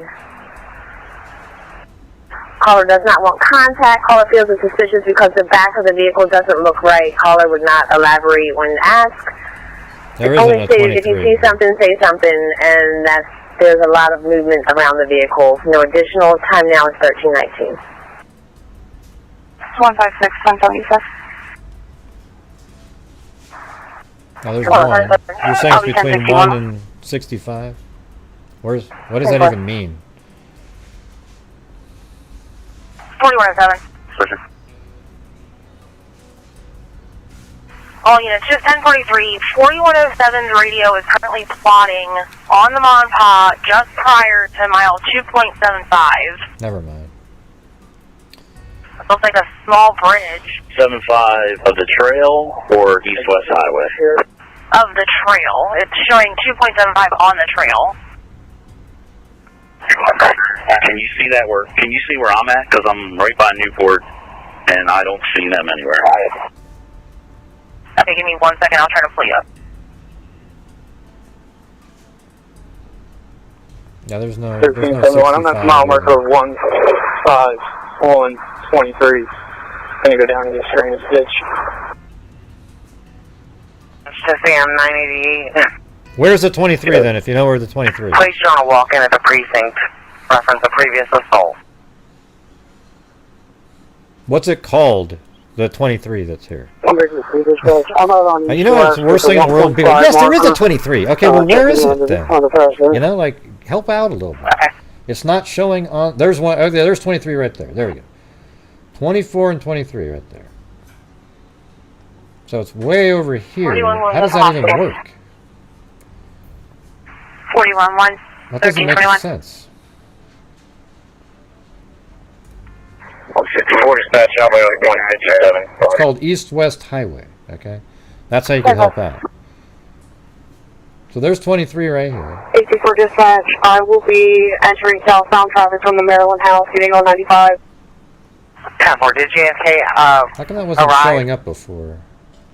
They have not, but if you want to give them an update of where I am right now. 21. I'm pulling in here now. I'll look around and see.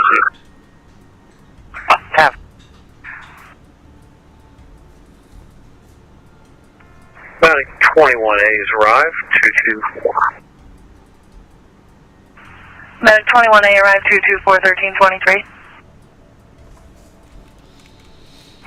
157 dispatch. Can you copy 27 when you get the chance? 10-4, go ahead with it. The first one's going to be last name Mullen, Mike, Union, Lincoln, Ida, Nora. First name's going to be Owen, common spelling. Middle name's going to be Michael, common spelling. Date of birth 4/30/06. Let me know when you're ready for the second. Stand by. That's correct. I'm getting off the Bell Camp exit. I'll be on the side of the road. I think it just ends right there. It can't be the one that they're saying. She's not going to have an ID, but the last name's going to be Housley, Henry, Ocean, Union, Sam, Lincoln, Edward Young. First name's going to be Brianna, common spelling. Middle name's going to be Anita. Adam, Nora, Ida, Tom, Adam. Date of birth 6/18/07. 6/18, what was the year? 2007. Copy, stand by. And what was the... 9, dispatching 10-3. Dispatch Bravo 157. Your first subject, Mr. Mullins, combat 1074, negative alert. I'm getting nothing through MVA for the second individual.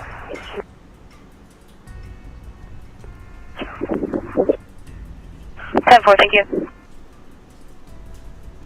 And your subject is shown a valid Class C. 10-4.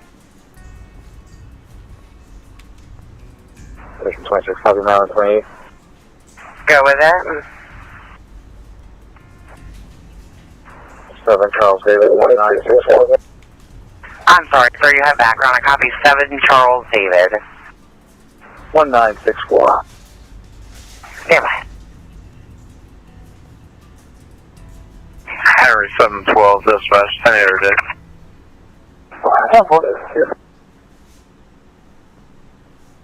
1326 for 7 Charles David 1964 comes back to a 2016 Mazda registered to a Forest Hill address.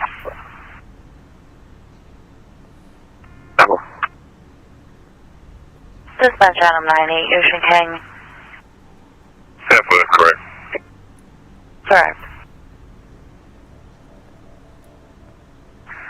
Medic 31. Yeah, it doesn't go anywhere near 23, so whatever that lady's saying. Medic 31 arrived 224, 1328. Okay, so anyways, I think we're out of the... Yeah, it doesn't go underneath 23 ever, okay? I don't... Why are you saying look at? I already know what I'm looking at. It doesn't... It's not correct, okay? I've already found 23, you guys. It's right here, up here, see? There's 23, we were just looking at it. Right there. It's nowhere near the Mapa Trail. It can't be that one. It's got to be the tunnel. This tunnel right here under 24.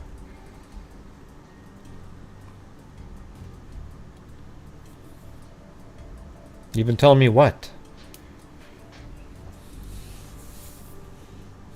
Maybe send a super chat in, and then I'd see it. I mean, what's so funny is people think that I read everybody's comment. Like I'm just sitting there staring. Wow, I can't wait to read your comment. Ooh, wow, ooh. You know, I'm just doing what I'm trying to do. I found 23 right there. The Mapa Trail does not go underneath 23. So that's an incorrect comment, whoever made that out there. Right.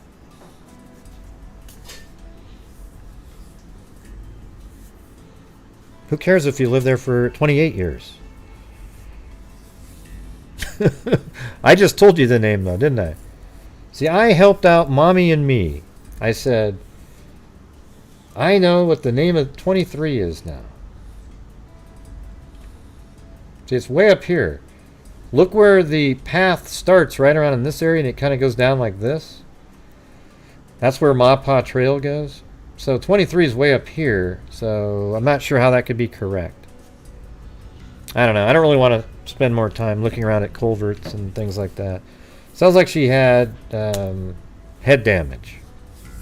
Something really bad happened. So I imagine somebody attacked her in the park and used an object that was already in the park.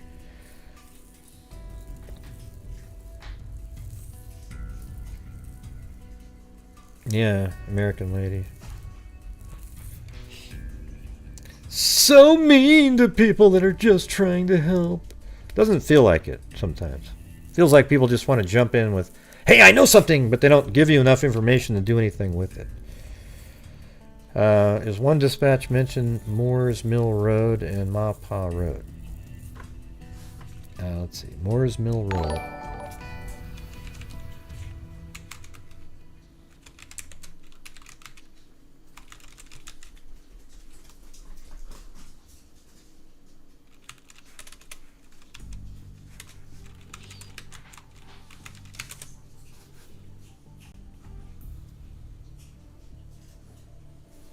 Well, you know what? You guys gave me some legitimate jail time, so I guess we're now really stuck in here. Okay, well, that's right at the beginning of the trail. I think I heard that part about where that vehicle or something like that.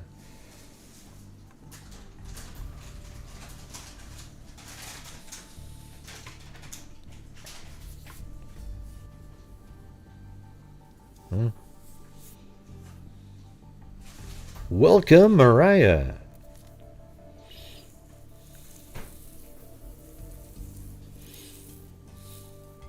So mean to people that are just trying to help. Yeah. That's almost a troll comment there. Let's see. What could you use on a trail to kill somebody? A rock? I just said that. I just said that he'd probably use a rock. Now you're saying it again. It's so amazing. It's like I said, yeah, he'd probably use a rock right there on the trail. And then you guys go, what would you use on the... All trail shows 275 marker on trail near Creek Highway 1.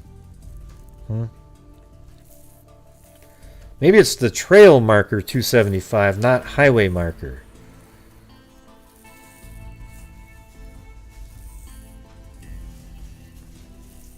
How do you know that, Bite Me?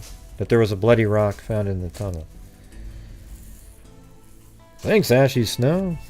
As I languish here in prison, sent here and exiled to prison by American lady who's leaving me here.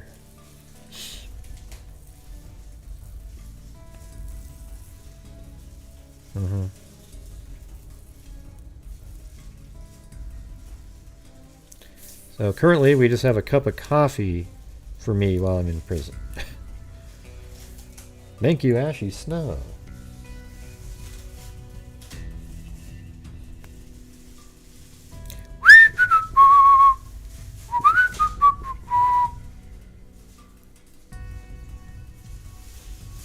I don't know. It's hard to say. I wonder where their investigation is going. Yeah, I haven't got through all the articles yet because I got sidetracked with the scanner.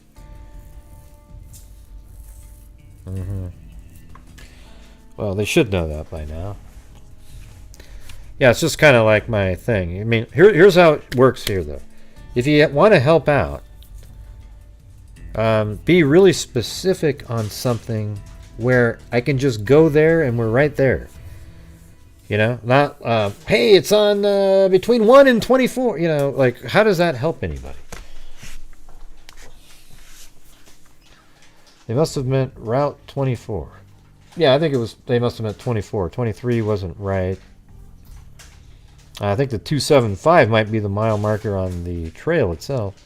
American Lady, everyone knows. Well, is that Bale, American Lady? And I got a roll of toilet paper from Oddball. That's nice of you. I'll get out of here.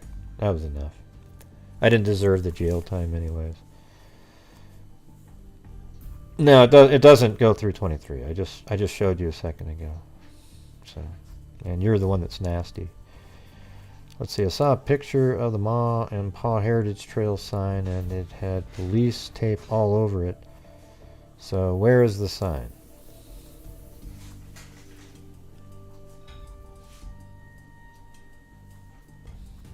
Thank you, Cadillac. What is that one? 23 Newport Drive. And what does that mean?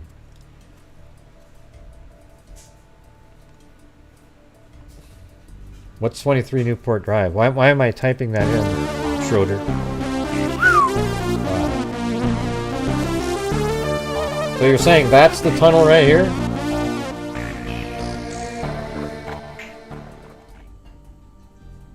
Well, let's see.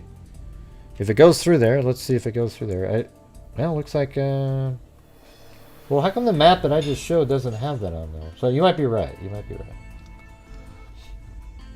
Hold on, let me do that again. Ma Pa Trail map. And then when I looked at it, maybe it was I was just looking at the Bel Air version of it. So when you look at that, it doesn't go anywhere near Highway 23, which is up here. But now, the nasty what's her face up there, Mama something, said that it 100% goes through there. And then I was just given the address up there by Schroeder, who said check out right there. But that's not where she parked her car, though. See, her vehicle was found right here, but let's see if you go the other direction on Ma Pa Trail. So there's Ma Pa Trail right here, and then does it pick up again somewhere else? Because it does look like right here, like when you zoom in, and then it says, I think it said it, hold on. I know I just saw it a second ago. Yeah, right there, Ma Pa something trail, right there, and it does go under 23 right there. And then there's a tunnel right there. So maybe we should put a pin on that one too. Don't know if that's the one, but...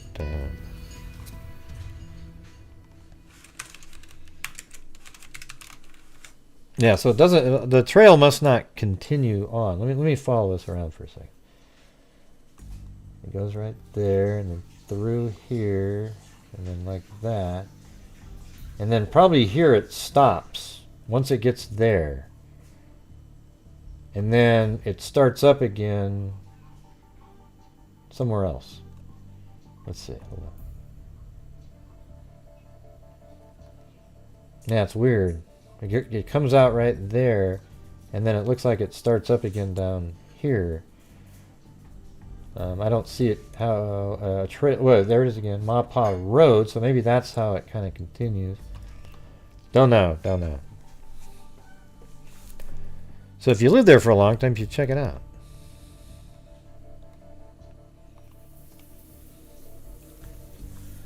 Let's see, more complaining.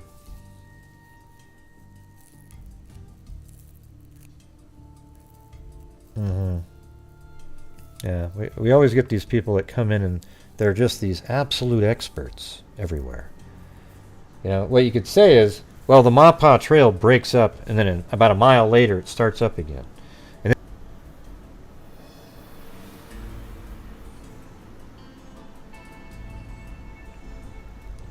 let's see.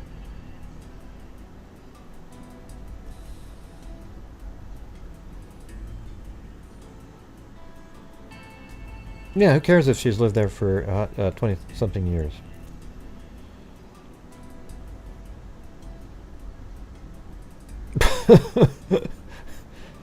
Come on, Daryl. Yeah, you always do that in here. I don't need your sort of, you know. I don't care if she ever watches the show again or whatever. It doesn't bother me one bit. Okay, but you don't need to be sort of cajoling and making people try to, you know. It just doesn't mean anything. She could have been a little bit more helpful. Yeah. Let's see. This trail goes through multiple states. The name changes. Oh, so does it keep going? Yeah, you just don't need to, Daryl. I mean, it's like these people, they won't listen to what you're saying anyways. Because if you notice what you said right after you said it, they come back with another bashing comment. Right? So when I was saying, I just looked at a map and the trail starts right here. The Bel Air portion of it, right? So maybe the Maupassant Trail starts up again because it definitely does go under 23 right here. Right. I saw it, Mom and me. You might want to trust someone who lives in the community. You are incredibly important. Okay? You're a really important person. I think we should all just stop and reflect. Yes. Thank you for having... You know what really worked the most was when Schroeder up there, he said, here's the address, and it went, oh, bam, right to this spot here, and there's the trail going underneath 23. Other than that, you couldn't even see 23 on a map because it was nowhere near the trail that is in the pictures.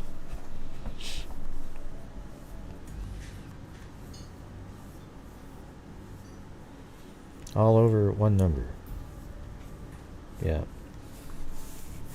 But anyways, yes, you are correct. It does go under Highway 23. And I don't mind, Daryl, when you're doing that. It's just sort of like some of these people, it doesn't matter what you say. You don't have to try to convince them. But yeah, I'm just... Here's what it is, man. If you were on my side and you saw all of the varying comments that people type in and how it's so different, and you almost want to just turn off the chat and try to figure it out on your own, because it gets really, really frustrating when 14 people have different... One... I don't even know what that means. 1.5? What was the mile marker you guys gave earlier? I thought you said 2.75.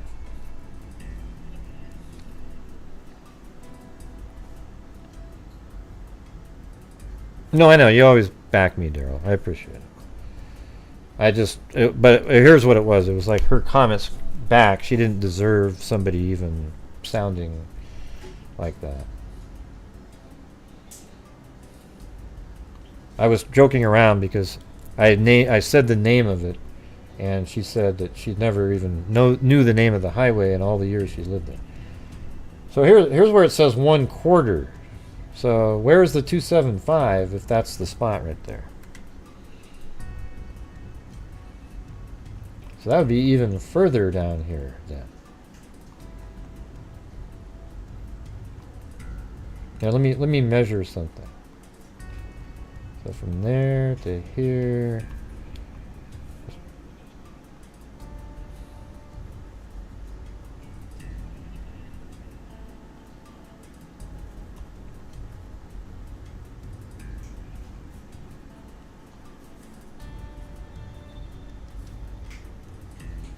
Let me just see if I can even find the 275.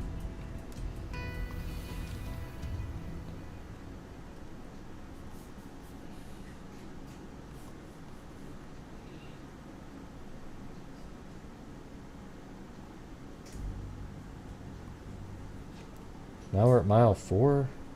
What does it even mean? Put like 2.75 on it. Good night, Bama forever. The streaming star, Bama forever. Yeah. And yeah, they found her a long time ago. I mean, they found her the same day that we first covered it. I think they found her the day after she went missing. I don't know what these mile markers mean there in that state. They're just crazy looking. So we'll just go with the possibility that this tunnel right there is the one, right?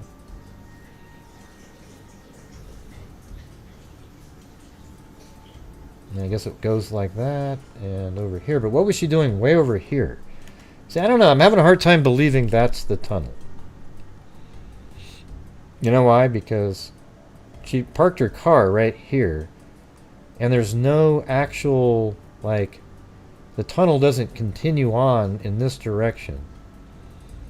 Like, it doesn't, there's not a place here. Like, there's Mom and Pa Road there. Maybe that's how you figure something out. But I mean, then it starts up again way, where was it that it pulled in? It was the trail. Here it goes. You can see it right there, and then it just kind of comes here, and then I think it's done at that point.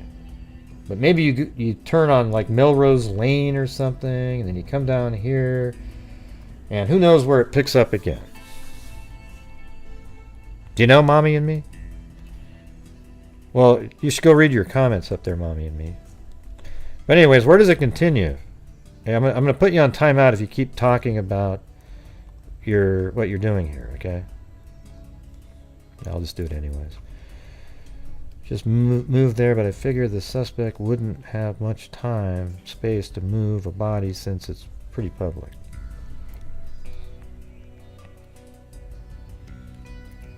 The culvert was open, but it was one of those round ones. What are you referring to, Iris? Don't know. You too, Cadillac? Well, tonight's just one of those stressful nights again because I had something totally different planned, so I'm ad-libbing, going over to do something else, and then it got really, really confusing in the chat. I'm not sure what Schroeder said, so that disappeared. I wouldn't think. Well, there's images, but they're just like Daily Mail taking a picture of a tunnel. Yeah, let me just keep going through this, okay? I got totally sidetracked on what I was trying to do earlier. What we know about the killing, mother of 5. Police say they have no suspects. Morin's boyfriend reported her missing. Morin recently went on Facebook. Boyfriend spoke out on social media. He said, "I love Rachel. I would never do anything." Police are aggressively searching for clues. Morin's murder comes a week after her baby niece died of SIDS.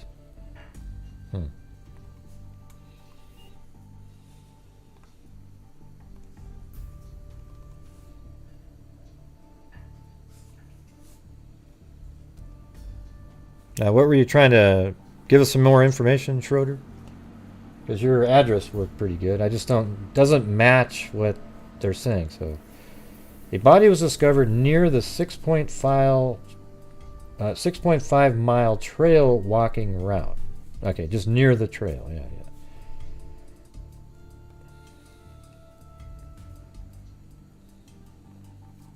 I think this is the guy that says he found her.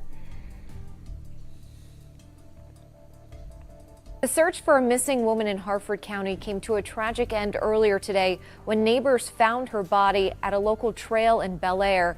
WMAR 2 News' Janae Wright has the details of how she was found. The Bel Air community is now mourning the death of 37-year-old Rachel Morin after her body was found on Ma and Pa Trail Sunday afternoon. That something like this should not happen. That's the guy who says he found. What do you mean? This is where the unmarked tunnels are. What do you mean? In Harford County. Officers say Rachel Morin left her home around 6 p.m. Saturday and went over to the Ma and Pa Trail. Around 11 p.m., officers say her boyfriend reported her missing, which is when a search began for Rachel. Just after 1 p.m. Sunday afternoon, police got a call saying a woman's body was found on the same trail. We firmly believe this is the body of Rachel Morin. That final determination, that final say belongs with the medical examiner, and that has not happened yet. The call came in from Michael Gabrzeski, who says he joined the search after hearing about Rachel's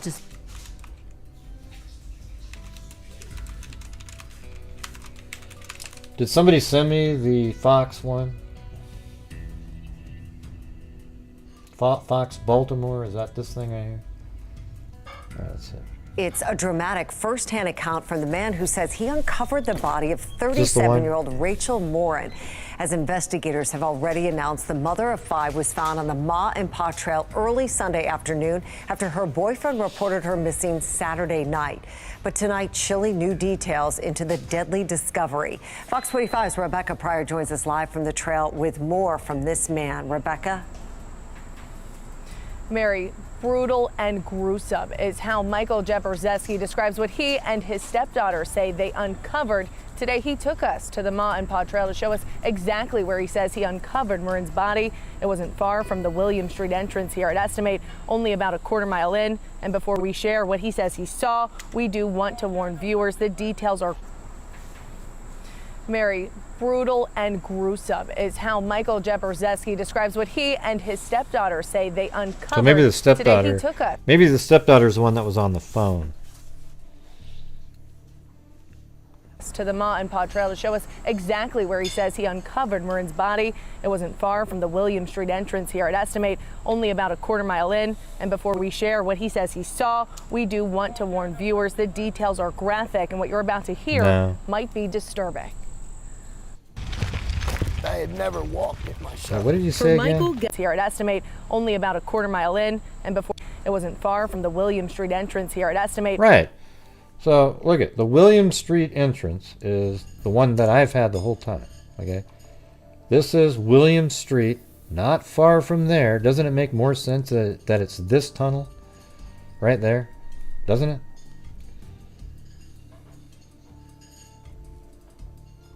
Only about a quarter mile in. And before we share what he says he saw, we do want to warn viewers the details are graphic and what you're about to hear What are you talking might about, be Cindy? disturbing.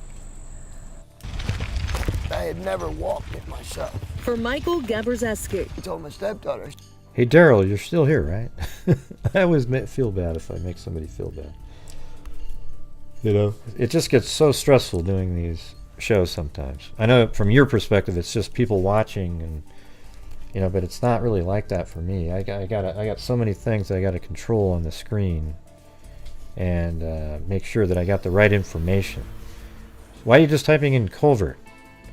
I said, look, it's not going to be laying out. Okay. The Ma and Pa Trail in Bel Air, uncharted territory. I said, she's going to be tucked away somewhere. But the former National Park Search and Rescue Officer has extensive experience tracking down missing people. So basically, it's my passion to bring closure to that family by bringing her back and not having them wonder what happened. Following reports, 37-year-old Rachel Morin left for a walk and never returned. Thanks, Deborah. Jaworski and his stepdaughter taking off on a search rooted on instinct. I just kept seeing tunnels in my mind. I don't know why, but I just kept seeing Oh God, here we go, everybody. Here we go. He just kept seeing tunnels. Oh God. Wait. Stupid Dilligan, little buddy, skip up. Oh yeah, yep. Oh yeah. Wait a minute, he started seeing tunnels, everybody. Tomorrow we're gonna see him on a YouTube channel. Kreskin Jaworski. in tunnels. Despite law enforcement swarming the area for almost a full day, Jaworski's stepdaughter locating the body in about an hour. The deadly discovery. Once we got down there and I started seeing them tunnels, I started getting goosebumps. Made in a tunnel drain, not far from the trail's main entrance. I saw a terrible mess. Jaworski's visions meeting the reality of a gruesome scene. There's not going to be an open casket, I can guarantee you that. He says Morin's body found in a pool of blood, suffering severe head trauma, an injury he believes could be the result of a rock. Well, there you go, everybody. Said that there was a big rock down there that was all caked in blood. I understand many of you want answers, and we do too. The latest update from the Harford County. So for me, this is, it sounds like somebody that was, I mean, you got to admit, like that's a rage thing. Somebody that hates her. You're going to get a rock, and it sounds like her head was literally like smashed in based on the way that guy is talking about it. Sheriff's Department declining to mention how Morin died and not yet naming a suspect. This as Morin's boyfriend quickly taking to social media proclaiming his innocence. Richard Tobin writing, quote, "I love Rachel. I would never do anything to her. Let the family and I grieve." I mean, it could have been his way of grieving, but it's not about you. Except you try to make it about you. Her. It's about bringing her home. And somebody's Yeah, except you wanted to make it seem like it was about how great of a psychic you were earlier. mother, somebody's daughter. She left behind 5 children. Whoever the killer is, Gabrzeski convinced it's someone with close ties to the victim. Because it's too personal. If somebody were just to do a thrill kill,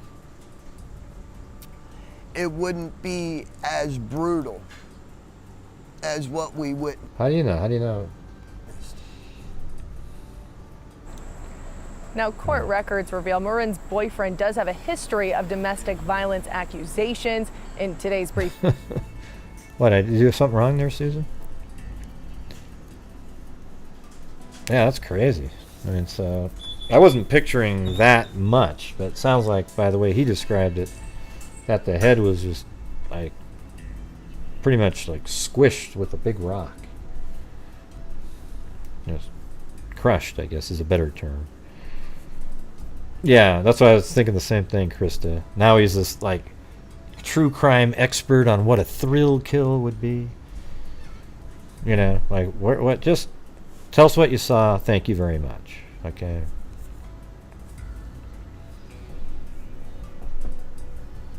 Let's see. What about that guy who grabbed the jogger off the street and killed her horribly? Yeah, there's tons of those people out there. That story is like there's thousands of them. So I don't know anything about that guy. People think, I don't think the boyfriend has anything to do with anything. That wouldn't make any sense to me. She just posted that she started a relationship with him. So what could happen that was so horrible in a 2-day period where he's over at on the trail crushing her head with a big rock?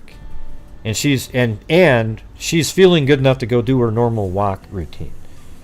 See, for me, it feels like, here's what I think, that when she posted about her new boyfriend, it angered somebody tremendously, and they're the ones that followed her there and did that.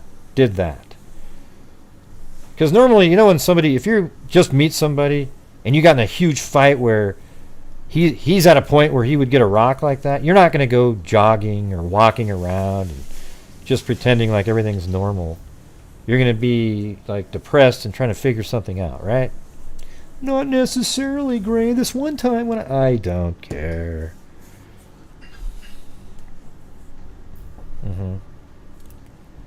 So I think there is a decent chance it could be random. Yeah, I mean, and we know with Brian Koberger, that's it's random for the girls, right? And he goes in there and just like a barbarian kills them all. So this could be something similar. Somebody who just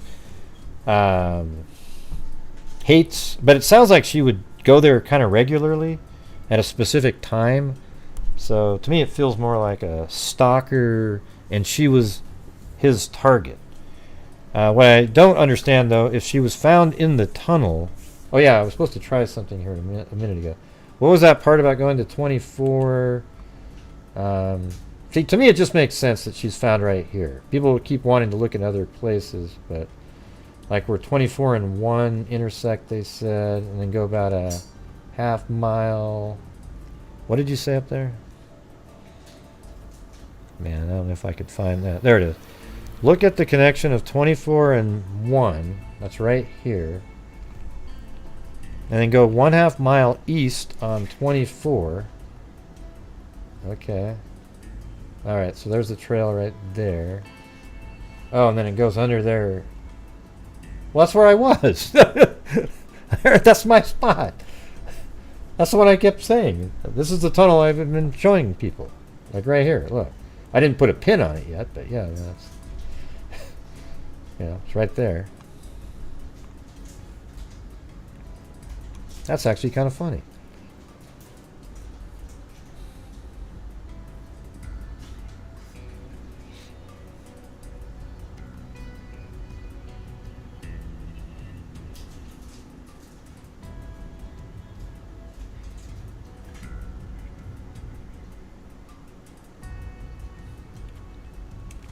Yeah. So yes, that's the tunnel that I thought it was the whole time. Where's my shoe? If no evidence of SA, then more likely personal rage, probably. I'm sure they will announce an arrest sooner rather than later.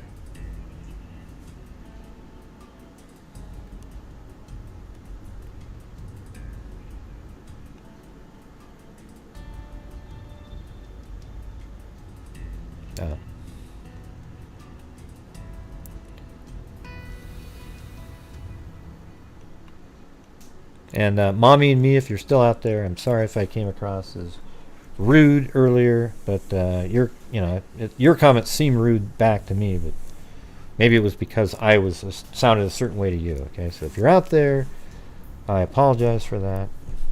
I appreciate you letting me know that there was a Highway 23 and that the trail did go under 23. And then thank you to Schroeder out there who gave me the precise address where Maupaw Trail does go under 23, but it doesn't seem to match what was been said. What's really weird is the 911 call seems to match with what Schroeder and what she was saying. But it doesn't match what the news and other people are reporting, that it was down the trail from where she parked the car. What am I looking at, Cindy? What am I looking at, Cindy?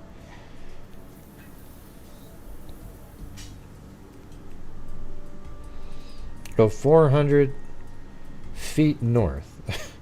Okay.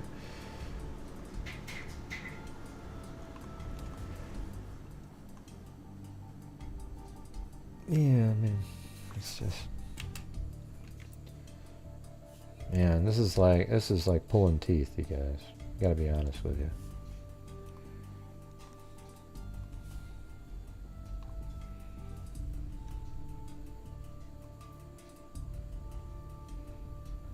And if this isn't the right spot, I'm not looking anymore. Okay?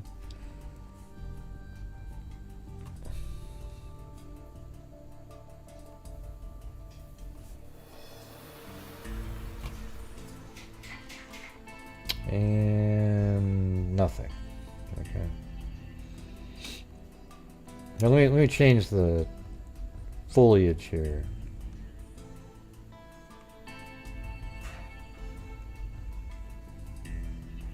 Yeah. So here's the trail, and it goes underneath right there, and then there's this other thing that you can kind of come out here and walk across the highway if you want. I don't see any more trail there, but thank you. Thanks, Cindy Leon. I don't see a damn thing 400 feet up there.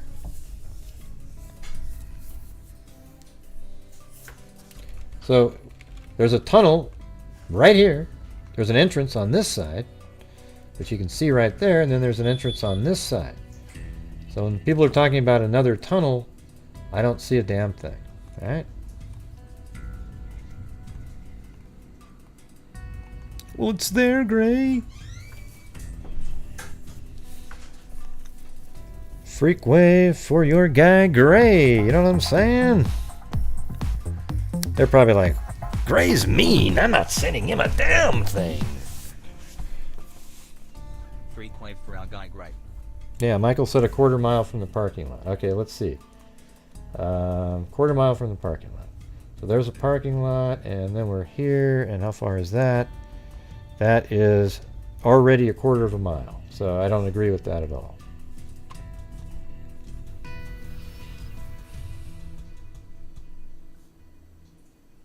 Yeah, you might be looking at it on Google Maps, but it's not there on this map. So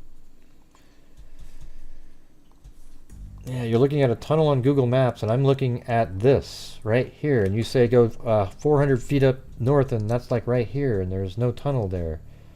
So what map, what are you looking at there, the bear? I don't think you're giving me the right information.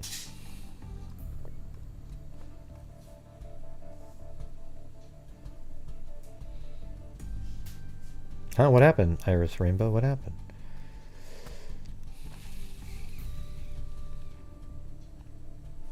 Okay, let's do that. Heavenly Waters. Heavenly Waters. Okay, over here. Yeah, that has nothing to do with The 24 goes up like this. So you said 400 feet north on 24. If Heavenly Waters is over here... Okay, let's see. Hold on. Is there something here that...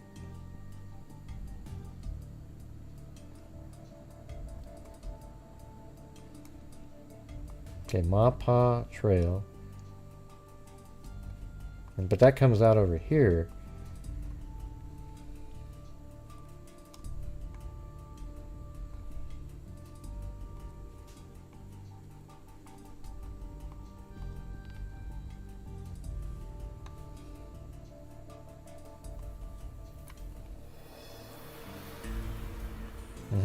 Yeah, so what's the tunnel that you're talking about? That's just a creek here. Don't see it, man. Don't see it.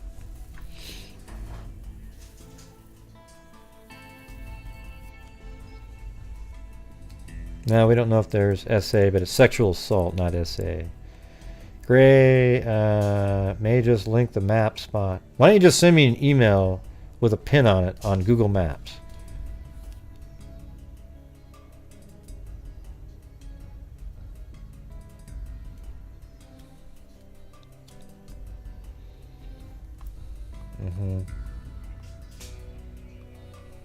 Yeah, I mean, I like to get everything correct. So that's why I don't like it when it's such a struggle. You know, when you're sending me something, make sure you just got it dialed in yourself so that it doesn't lead to a wild goose chase like we're doing right now about another culvert. I'm not saying it's not the culvert. I mean, here's underneath the road at right there.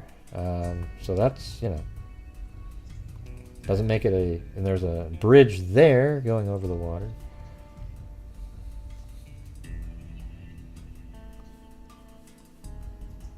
Yeah, I mean, so this might be a culvert here or just sort of a bridge. Don't really know. But what's she doing over there? So she was on the Mapa Trail and then maybe got chased off. But how did somebody find her if she's way off the trail like that? And not only that, it doesn't match the 2.75. What matches in this case? Does anybody actually know where she was found at this point? Anybody?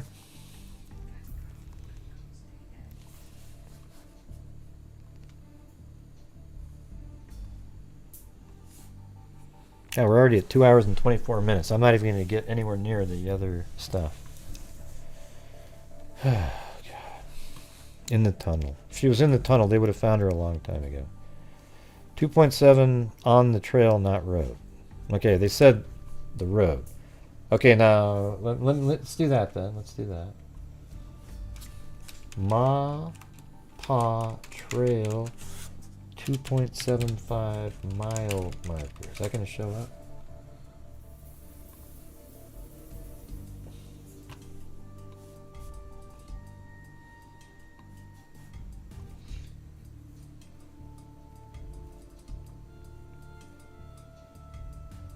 Trail locations. The Bel Air section. That's 1.9 miles. Of course it is. Of course it is. And there's the tunnel, a lighted tunnel that goes under Maryland Route 24. A new 1.2 mile section was added in April of 2022 called the Bell Forest section. Okay, if somebody wants to send me the coordinates of where she was found, that'd be great. But we don't have it. This one's just as bad as some of the other ones we've done a long time ago, where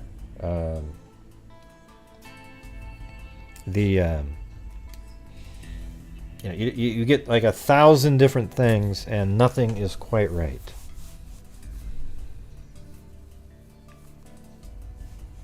Yeah, well, that's what we don't know that either, because some of the articles said that she was found in a tunnel, and even the 911 call said that. But she might have thought she said in a tunnel, but she said near a tunnel. You guys want to listen to that again, maybe? Like start over here, like right there, I think. That's not the right one.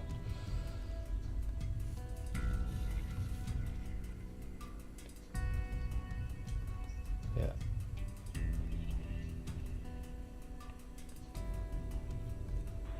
EMS Road, between Hitchcock Road and the dead end. Tucker BMS 1307. It's right here. This next one. Reference the call for the Mon Pa. Just received a call from a Cecilia who's stating that they have located the Rachel subject on the Mon Pa going through one of the tunnels that runs under 23 near mile marker 2.75. Priority 4. 23 is way up here. 1371. Can you go ahead with that message again?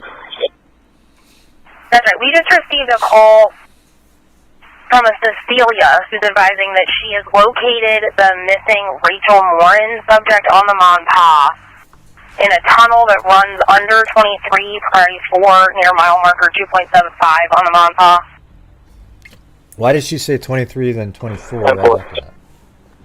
Caller is standing by at that location. 1350 dispatch, I'm en route to Mon Pa Trail. 10-4. I'll make for 3 dispatch, I'm putting them out real quick. 1 Baker 3, I'm sorry, 10-9. Put them out, road call on the start, nothing with the ball pull. Reference to Mon Pa, callers advising that the victim appears to have sustained a head injury. They have been instructed not to touch anything. She's inside the tunnel as soon as you walk in. 1 dispatch, where's that at? 7101, they're advising near mile marker 2.75 on the Mon Pa in one of the tunnels that goes under 23. You said under 23? Yeah, so that guy even queued. That's what I Under have 23? the information What do you mean? showing in the call. Alright, you're out. Dispatch to Medic 71, are you direct? That's correct, that's it. By the way, I never got an email from the person who said, "Oh That's yeah, right here, so I'll send you CID. Google Maps." Where is it? Don't see it. 1355 dispatch. 1355. There's an accident, I'm sorry, 10-9 Matt? It was an accidental 911 hang up. 10-4. Is anyone out with the Cecilia caller who found the body? On the 3 dispatch, we were just out with her. She directed us to the tunnel where to go. We're searching the area now. Okay, go for it. 154 on 7.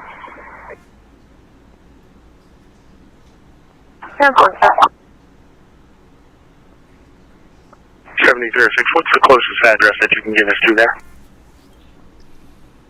We're still trying to determine in our mapping system the location that she gave us, showing near Moore's Mill. 4103, can you advise any better on a location of where she pointed it out for you? 157 dispatch, I'll be 10-8, I think it's 10-4 received, 1314.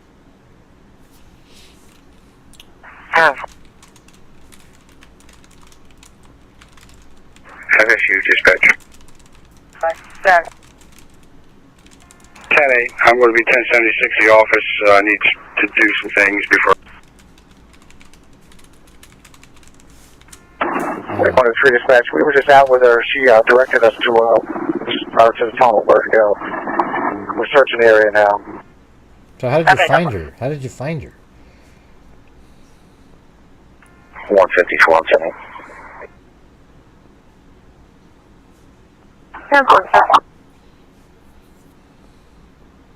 7306, what's the closest address that you can give us to there? we're still trying to determine in our mapping system the location that she gave us, showing near Moore's Mill. 4103, can you advise any better on a location of where she pointed it out for you? 157 dispatch, I'll be 10-8, I think it's 10-4 received, 1314. Yeah. FSU dispatch.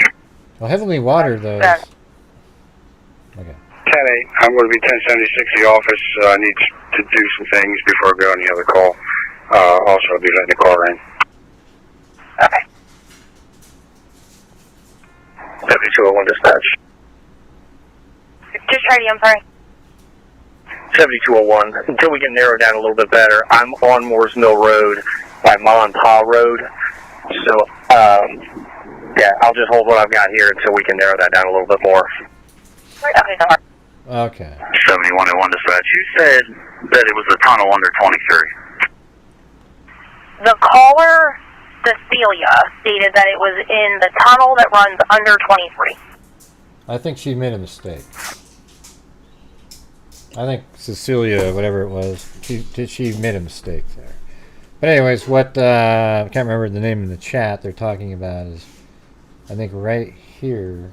I think. Let's see. Is that? Yeah, like right here, how this water goes underneath the highway there. You know, because online there was these people. I have these screenshots actually. Let me look at these, because now those screenshots actually wouldn't that suck if the screenshots were the ones that answer all the questions? So these are just different people talking about it on Facebook. So it's like, some who frequent the trails say they are cameras hidden in the trees. They're not very easy to see, so hopefully this will be solved soon. It looks like not remote, something like that. So these are, let's see, I was watching an interview on the news, and this guy that found the body, he was saying he had a feeling she was, yeah. I don't know, I'm trying to find the one. There was one of these actually mentioned something about a, let's see. Found in the water, sewer. Oh yeah, it says someone said she was found in the water sewer tunnel versus the walking tunnel. It would make sense, because how wasn't her body discovered sooner? Right, exactly. Than 1 p.m. It's a pretty busy area. The person made it sound like they were part of the search efforts. I will see if I can find it again. Yeah, so what if it was this thing here, this heavy, like the guy typed in, heavy waters here, and look, it's right off of Ma Pa Trail. So maybe, and look how close it is. I just put her body was found here just randomly the first day, right? So what if, you know, let's just sort of move it down and say that that's right. And put it right here. That makes a hell of a lot more sense, doesn't it? Like, she's walking around and then she gets attacked, and then the killer kills her and then stuffs her inside the culvert that's right there, right? And then there's where the water comes out again. And then it goes underneath 24 here. What's this one?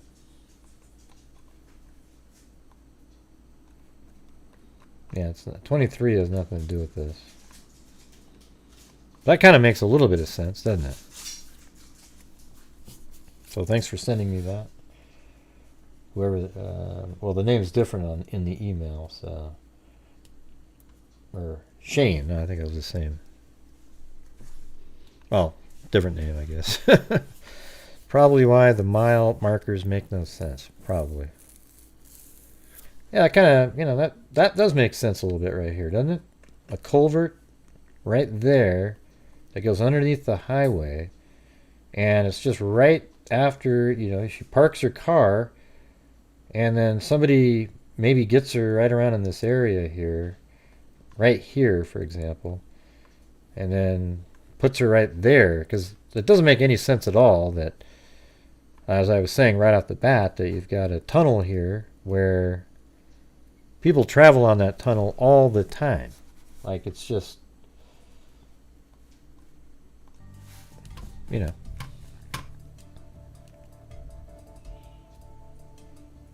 In a tunnel drain. Okay, so that's a culvert. A tunnel drain.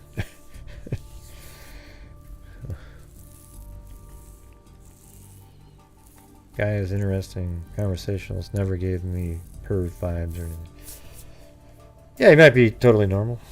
I don't think it's the guy who, I mean, the guy's kind of weird, you know, that found her, and also I don't think it's her boyfriend, because that doesn't make any sense. Like, they just met, she puts his name on Facebook, and then they're so angry that he's going to crush her head with a rock, but she's feeling good enough to go jogging or walking at the same time that she normally does. No way. So I think when she posted on her Facebook page that she's in a relationship, it angered somebody else tremendously. Doesn't that sound pretty logical, just thinking through it like that? Yeah, I don't think it's random. Let me know when you're correct, Cindy. Let me know. Well, Grant was right on this one. Yeah. Could be random. Not saying it's not random. I just think it's, do we believe in coincidences when 4 days after, like maybe even less, 2 or 3 days after she posts, hey, I'm in a new relationship, then she goes to this trail and gets killed? Hey, Snow Bunny, what's going on? Yeah, ex-husband, ex-boyfriend, yeah, one of the fathers of the kid, who knows? I mean, just somebody out there, somebody that would be really emotional. Because not only that, think about it like this. So let's put all the things together. So this is just a theory. My thoughts on this is you've got the boyfriend is new, and like I just explained, she went on her normal hike. She wasn't stressed out. I mean, you wouldn't do that if you're in such a horrible fight that somebody's going to crush your head. So I don't think he did it. I don't think the guy that found her did anything. But she just posts this thing, and then she gets killed, and the way she's killed is by somebody who has a lot of rage. And so when you see that she just posted that she's now got a new boyfriend, somebody might have a lot of rage by discovering that. You see what I'm saying? Hey, Snow Bunny. So that's kind of my logic stream here, and it might be totally bogus. I mean, if it's just some random killer, then that kind of thinking doesn't mean that's what it is,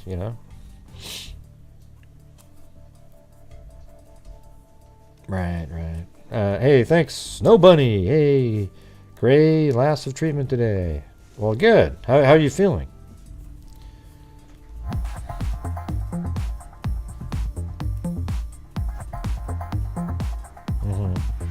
I know the story is more interesting if it's a stalker, random killer. Thank gosh, missed you all. Right. That's what I think, Pamela. That right when she got there, he knew when she was going to be there, and he might have even been waiting for her to get there, or he followed her there. Either way, it doesn't really matter. And when she was walking down the trail, he attacked her. Random would be just really weird to me, that there's some guy waiting for some person to go, 6:30 at night on a pretty popular trail like that is pretty risky. This is somebody, man, I mean, if it was random, what luck was that? And it would even be tough if it wasn't random, because there's so many people around. And at any moment, somebody could have been riding by when the attack started, right? Feel tired, radiation sucks, but I'm blessed. All is good. Well, hope it all, I hope these treatments work out. I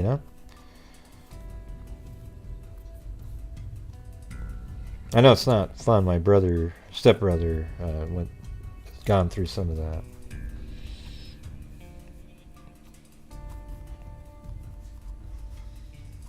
Now, is there any other things I need to be looking at on this case? I thought maybe we get to the very end, we could go over that document if there's time.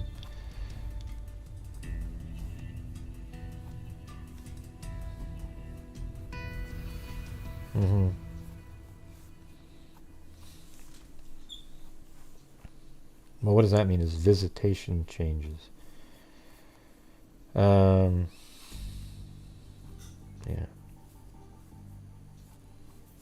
Or we could just do this today and do the Koberger thing tomorrow. I wouldn't mind doing it, you know, so 2 hours and 41 minutes in. I think tomorrow I'll do that, and maybe tomorrow we'll do the work.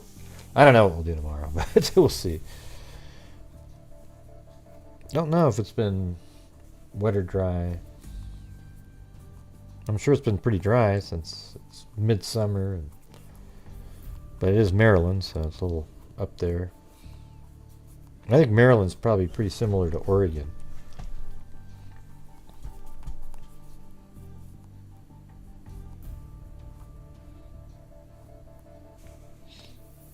Yeah, I think there are a few dads. Does he live with her? Well, no.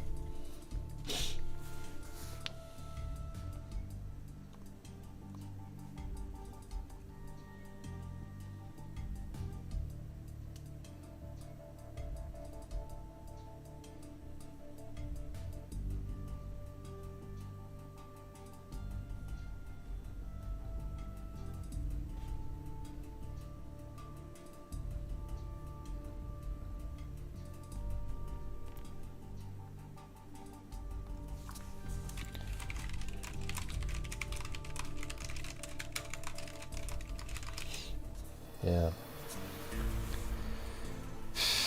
Can you just summarize about Koberger real quick? Why? I don't want to. I want to read the document. I can't summarize something I don't know about.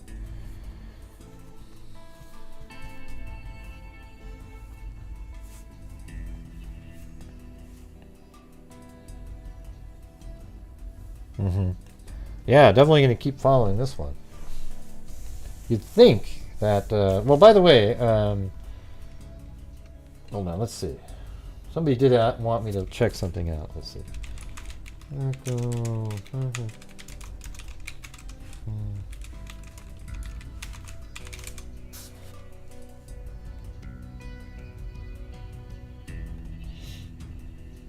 Now, so they probably do have traffic cameras here in this state. Wouldn't that be cool if there was a historical one?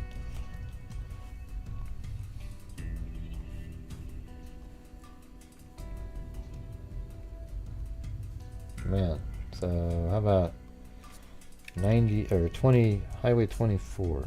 Is that gonna?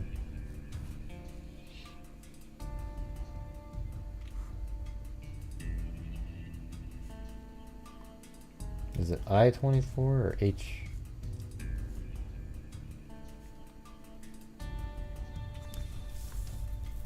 Oh, MD. Oh, there it is. How about this one? I-95 North and MD 24. 94. So let's just see how they refer to it. So it's MD 24. Okay, so let's type that in up there.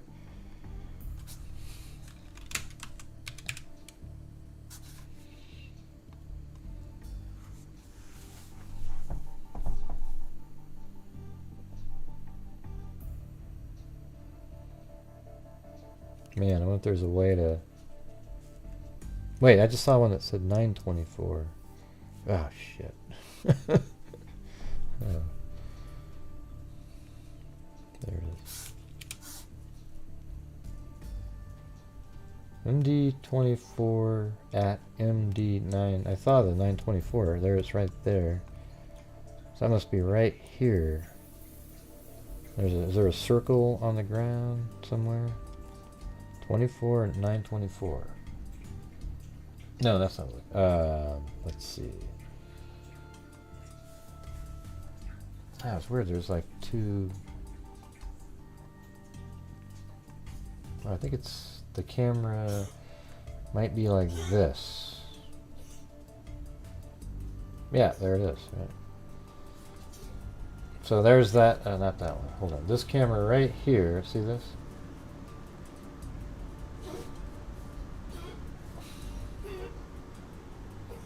See that right there with the two arrows and then that. That's right here, the 2 arrows. So that's right in that spot. We're, you know, sort of in the area here, but it's not really. I mean, I guess that camera could have filmed somebody driving like this, but what you really want is something more over here.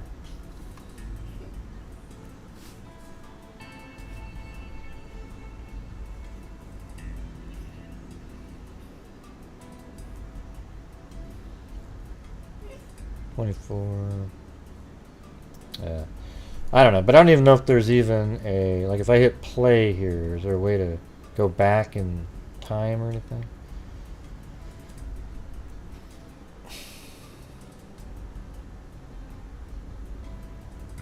Oh, do you guys have it mapped out?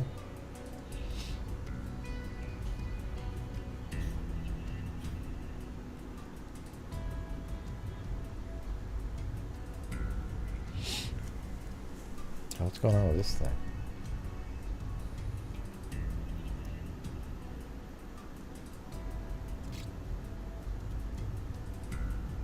Yeah, I don't know. I'll look on that. If you guys want to look on your own time and try to find something like that, that'd be great. Yeah, just grabbed a rock. So it seems like somebody that was confronting her, that knew her, and, you know, didn't really bring a weapon, but was confronting and then grabbed a rock, right? And enraged, in total rage, killed her with the rock. Where I was just looking for traffic cameras. But anyways, I think I'm about done anyways. 2 hours and 48 minutes. I did a 4-hour show earlier, but doing another one. I gotta go edit some video for tomorrow's show. And what do you mean it's totally her friend's stepdad? What?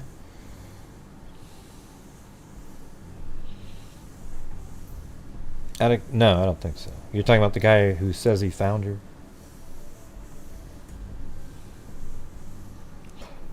Out of control rage. Yeah, exactly. I mean, somebody smashing somebody's head with a rock. That's a little out there, don't you think?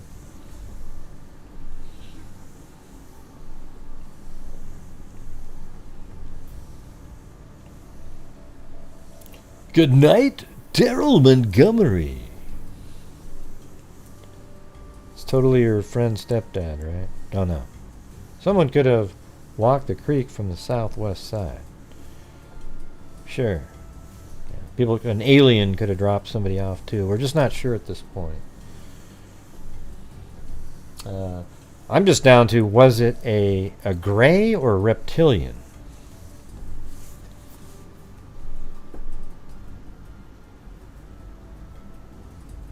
Huh? What does that mean? They were both on the ground. Man. You mean the rock and her?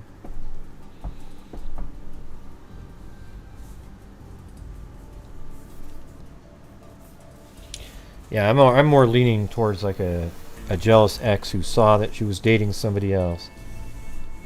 Pretty much tracked her down, followed her, and confronted her, got in a shoving match. He probably even fought him, and then, you know, he got her on the ground and picked up a rock and just, you know, hit her in the head with it. And he got the hell out of there. That's what it seems like. Not some weird psycho serial killer type person just waiting around.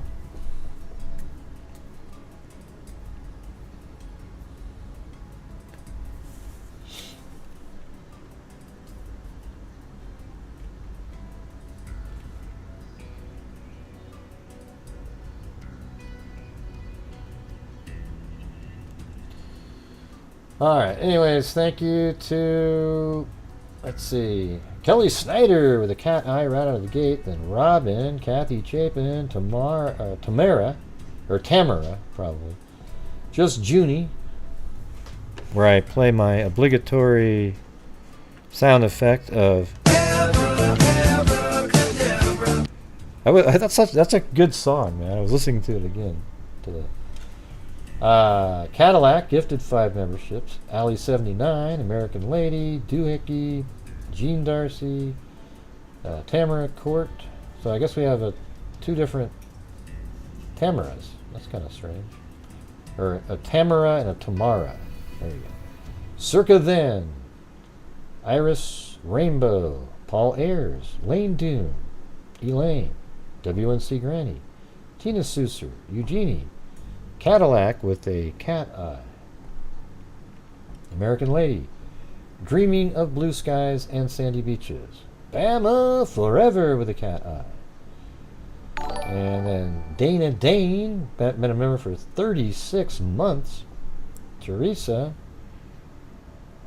Hey, Jennifer Epic. Audra G. Mariah, Ashy Snow, American Lady, Oddball, Cadillac with another cat eye. So, man, out of the 380, 200 of it was from cat eye donations. Deborah Bloom Rogers, Cindy Leon, Snow Bunny, and Jennifer Epic, 6 months. There you go.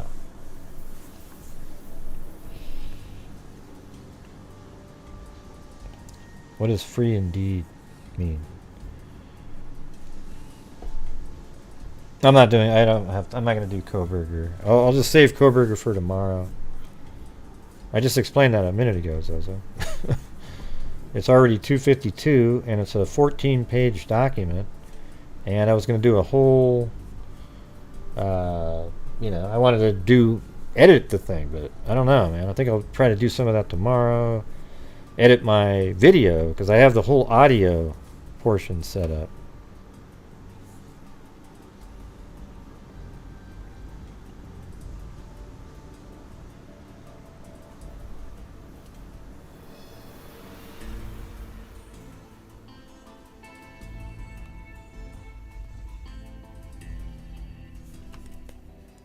Save the...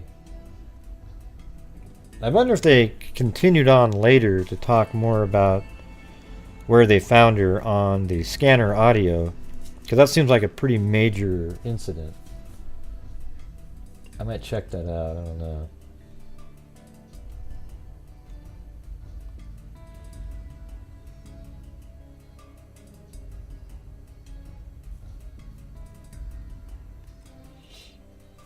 Yeah, here's my audio track. This is what it's going to sound like. Purple Duke's body camera. Here we go. On November 13th, 2022, a quadruple homicide occurred at 1122 King Road in Moscow, Idaho, just off the University of Idaho campus. Killed in the incident were Ethan Chapin, Xana Kernodle, Kaylee Gonzalez, and Madison Mogan. The two surviving roommates were Bethany Funk and Dylan Mortensen. Both Dylan and Bethany were in their rooms during the time of the murders. On June 23, 2022, Brian Koberger opens his cell phone account in Pullman, Washington, with his new number ending in 8458.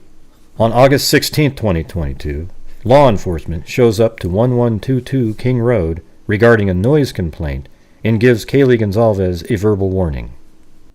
On August 21st, 2022, between 10:34 p.m. and 11:35, that's how it's going to go. It goes on for 20 minutes of that. So I figure what I would do is just put in these little clips the whole time. Ding, ding, ding, ding, ding, ding, ding, ding, ding, like that. I think it would work out pretty good, you know? The only part I don't have is what happened inside the house. Yeah. So, there we go. Anyways, thank you guys very much for being here. I appreciate you guys' support. Sorry for being an ass earlier to whoever I was an ass to. It just got really stressful in here, and people were just busting out all kinds of stuff and weren't even close to... I like the last place, though, that culvert going underneath the highway right near where she was walking, okay? I already have the parking spot, the bear. I already know where she parked her car. I already found it. So anyways, thank you guys very much. We will see you guys tomorrow. And as I always say, everybody, until next time, be safe out there. And a 1 and a 2 and a 3 and a 4. Yeah, I've been doing this true crime thing for quite a while now. And during this whole time, I have not seen one person that is a crime dissector. rejector. I'm a certified human lie detector. Gonna get ya on a stretcher if you try and play me like an old projector. Crime sector is my nectar. Professor Gragel's gonna give another lecture. Crime collector, freak connector, and I'm always gonna be a pup protector. Fool deflector, interceptor, and I'm meaner than a spectre with a vector on his pector. With all respect, y'all, just remember I've a temple fucking checker. I have no agenda, I'm no pretender, and I'll serve it to you straight without the blender. And in the end, I'm gonna send ya on a mission to the real true offender. Yeah, so I'll just get right back to work. All right, everybody, talk to you later. Yeah, on the news, just to let you know up there to the bear, it said that she parked right here at the William Street entrance, which is right there, okay? And she walked down here. There isn't another parking spot that's on William Street that's closer than that one. So there you go. There you go, everybody. Thank you very much for being here. And, well, love you too. Love you too. Anyways, Lex Lux. All right. So anyways, we'll see you guys tomorrow for the Day Crew. That's a really interesting trial where this absolute wacko, for some reason his name doesn't keep popping into my head. Here, it's the a second.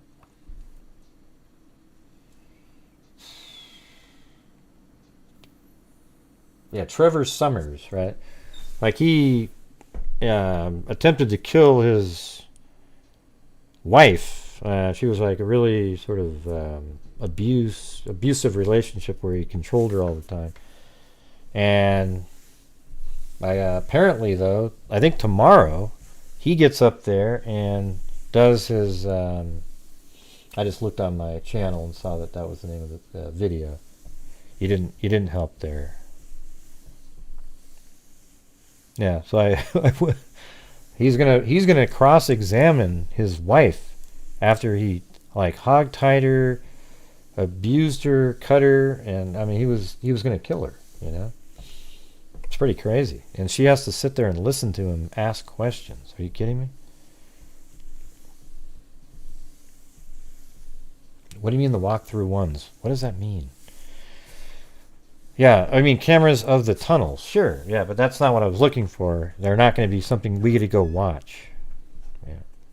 They're probably trail cameras that they can go observe.